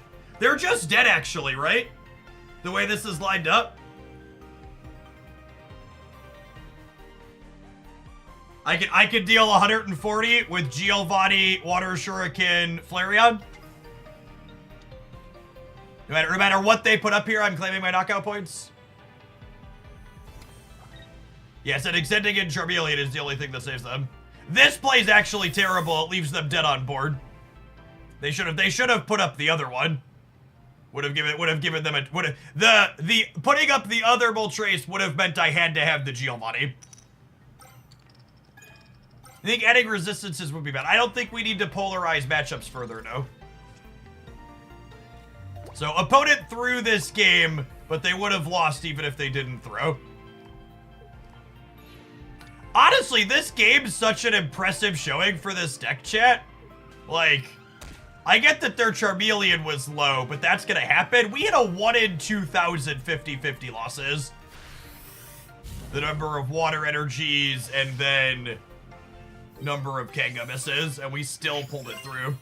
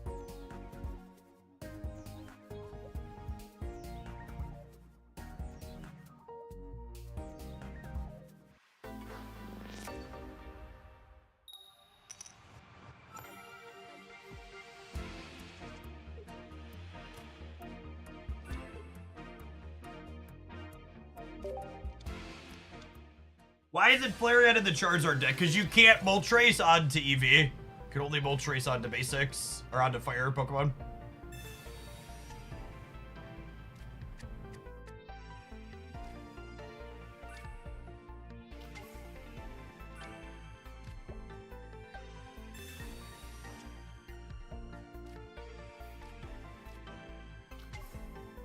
I'll play the other EV out to make red carding me look a little less appealing. 3 for 3 instead of 4 for 3. Will this deck be radically different with Scorch instead of Flareon? Yeah, 4 energy is a lot more than 3.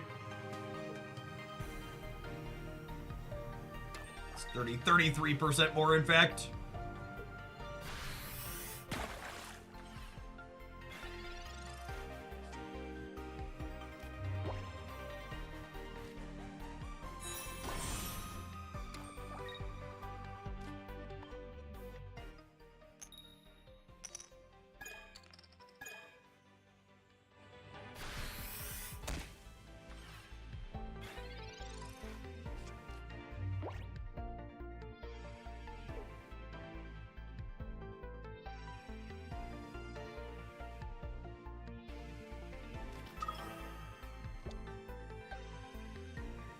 Genga's officially taking the day off. Chat, it's the Tuesday after holiday, okay? You're not all here either, don't lie.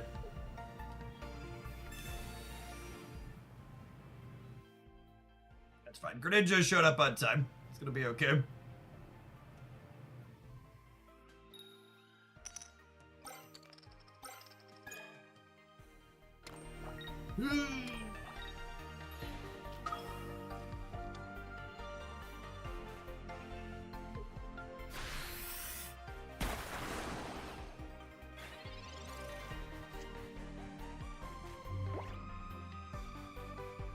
Oh, if they have Sabrina, we're in trouble. Sabrina lets them push the Kangaskhan back to the bench and then take it out with the Blizzard splash damage.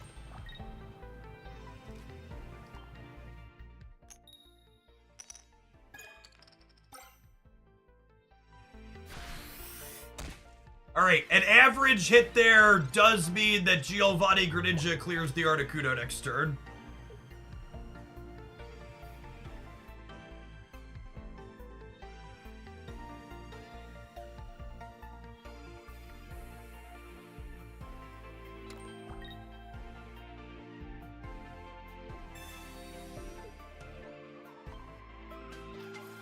Yeah, enjoy your 2 points. Just don't potion me.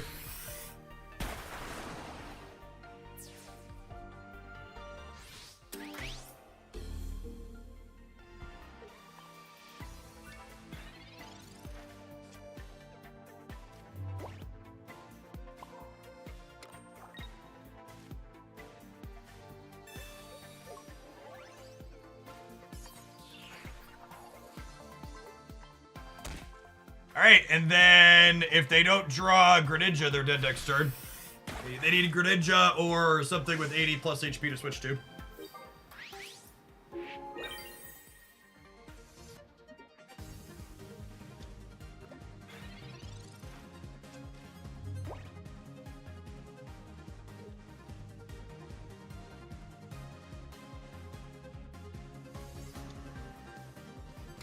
Alright, that qualifies.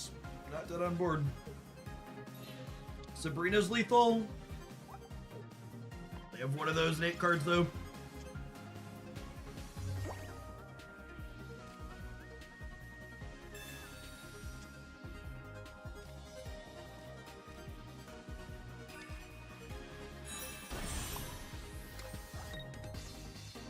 And then this is 80. They're through at least one of their Misties, right? Yeah, we got Misty this game.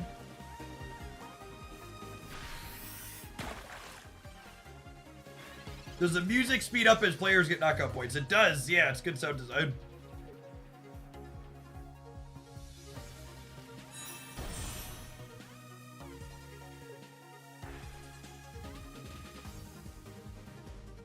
They need to potion it up, he did here. We have Water Shuriken to finish this Articuno off.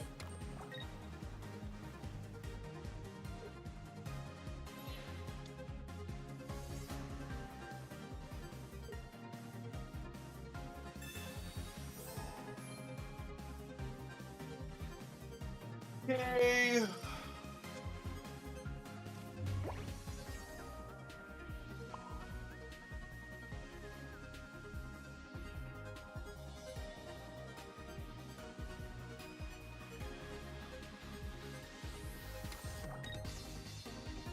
Do I play around X speed?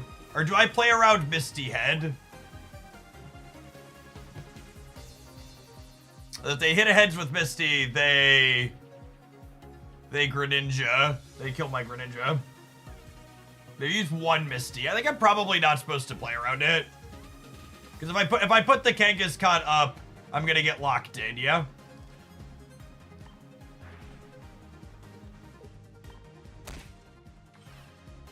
So I'm supposed to energy Kenga there? I don't think so.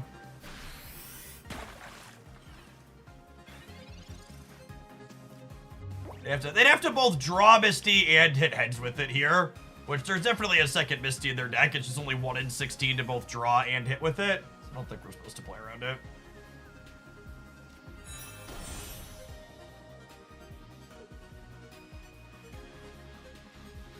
And we know that was their draw, so we're done.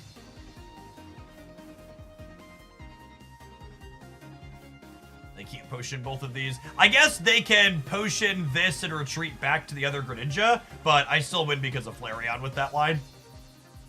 They technically could have a card that will let them stall this turn. But unless this is Misty, they've been sandbagging, we're done here.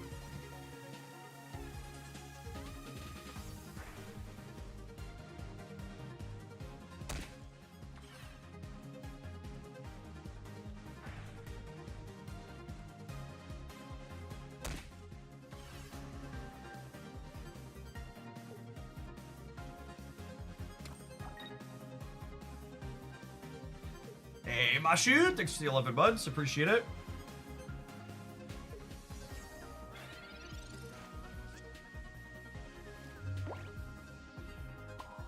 A lot of ways for me to eat this recess. I'm gonna end with Flareon.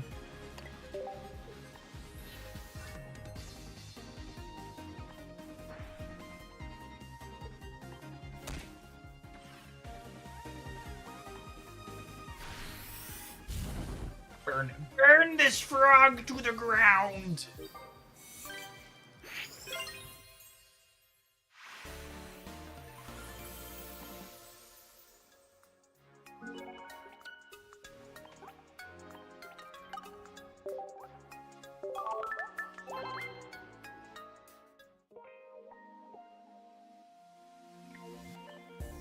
Let's take in a lot of sweet lines. I liked what this was doing a lot. The dynamic of Flareon being both a finisher and a reasonable lead that could buy time for Greninja to get set up was really clean. Masu-sama, thank you for the 11 months. And Poro King, thank you for the 27. You could, like, kinda get in trouble if you didn't hit your second fire some of the time, but a lot of the time when you were putting Flareon up, she was finishing with one attack. Yeah, 2-color Greninja decks are definitely the most fun thing in this first pocket set. 100%. This core feels good. Alright, gamers. Marvel Snap Season drops in about 20 minutes. So I'm going to roll some ads and we're going to get things switched over for that. If you want to see more Pocket gameplay from myself, I did some recording off stream.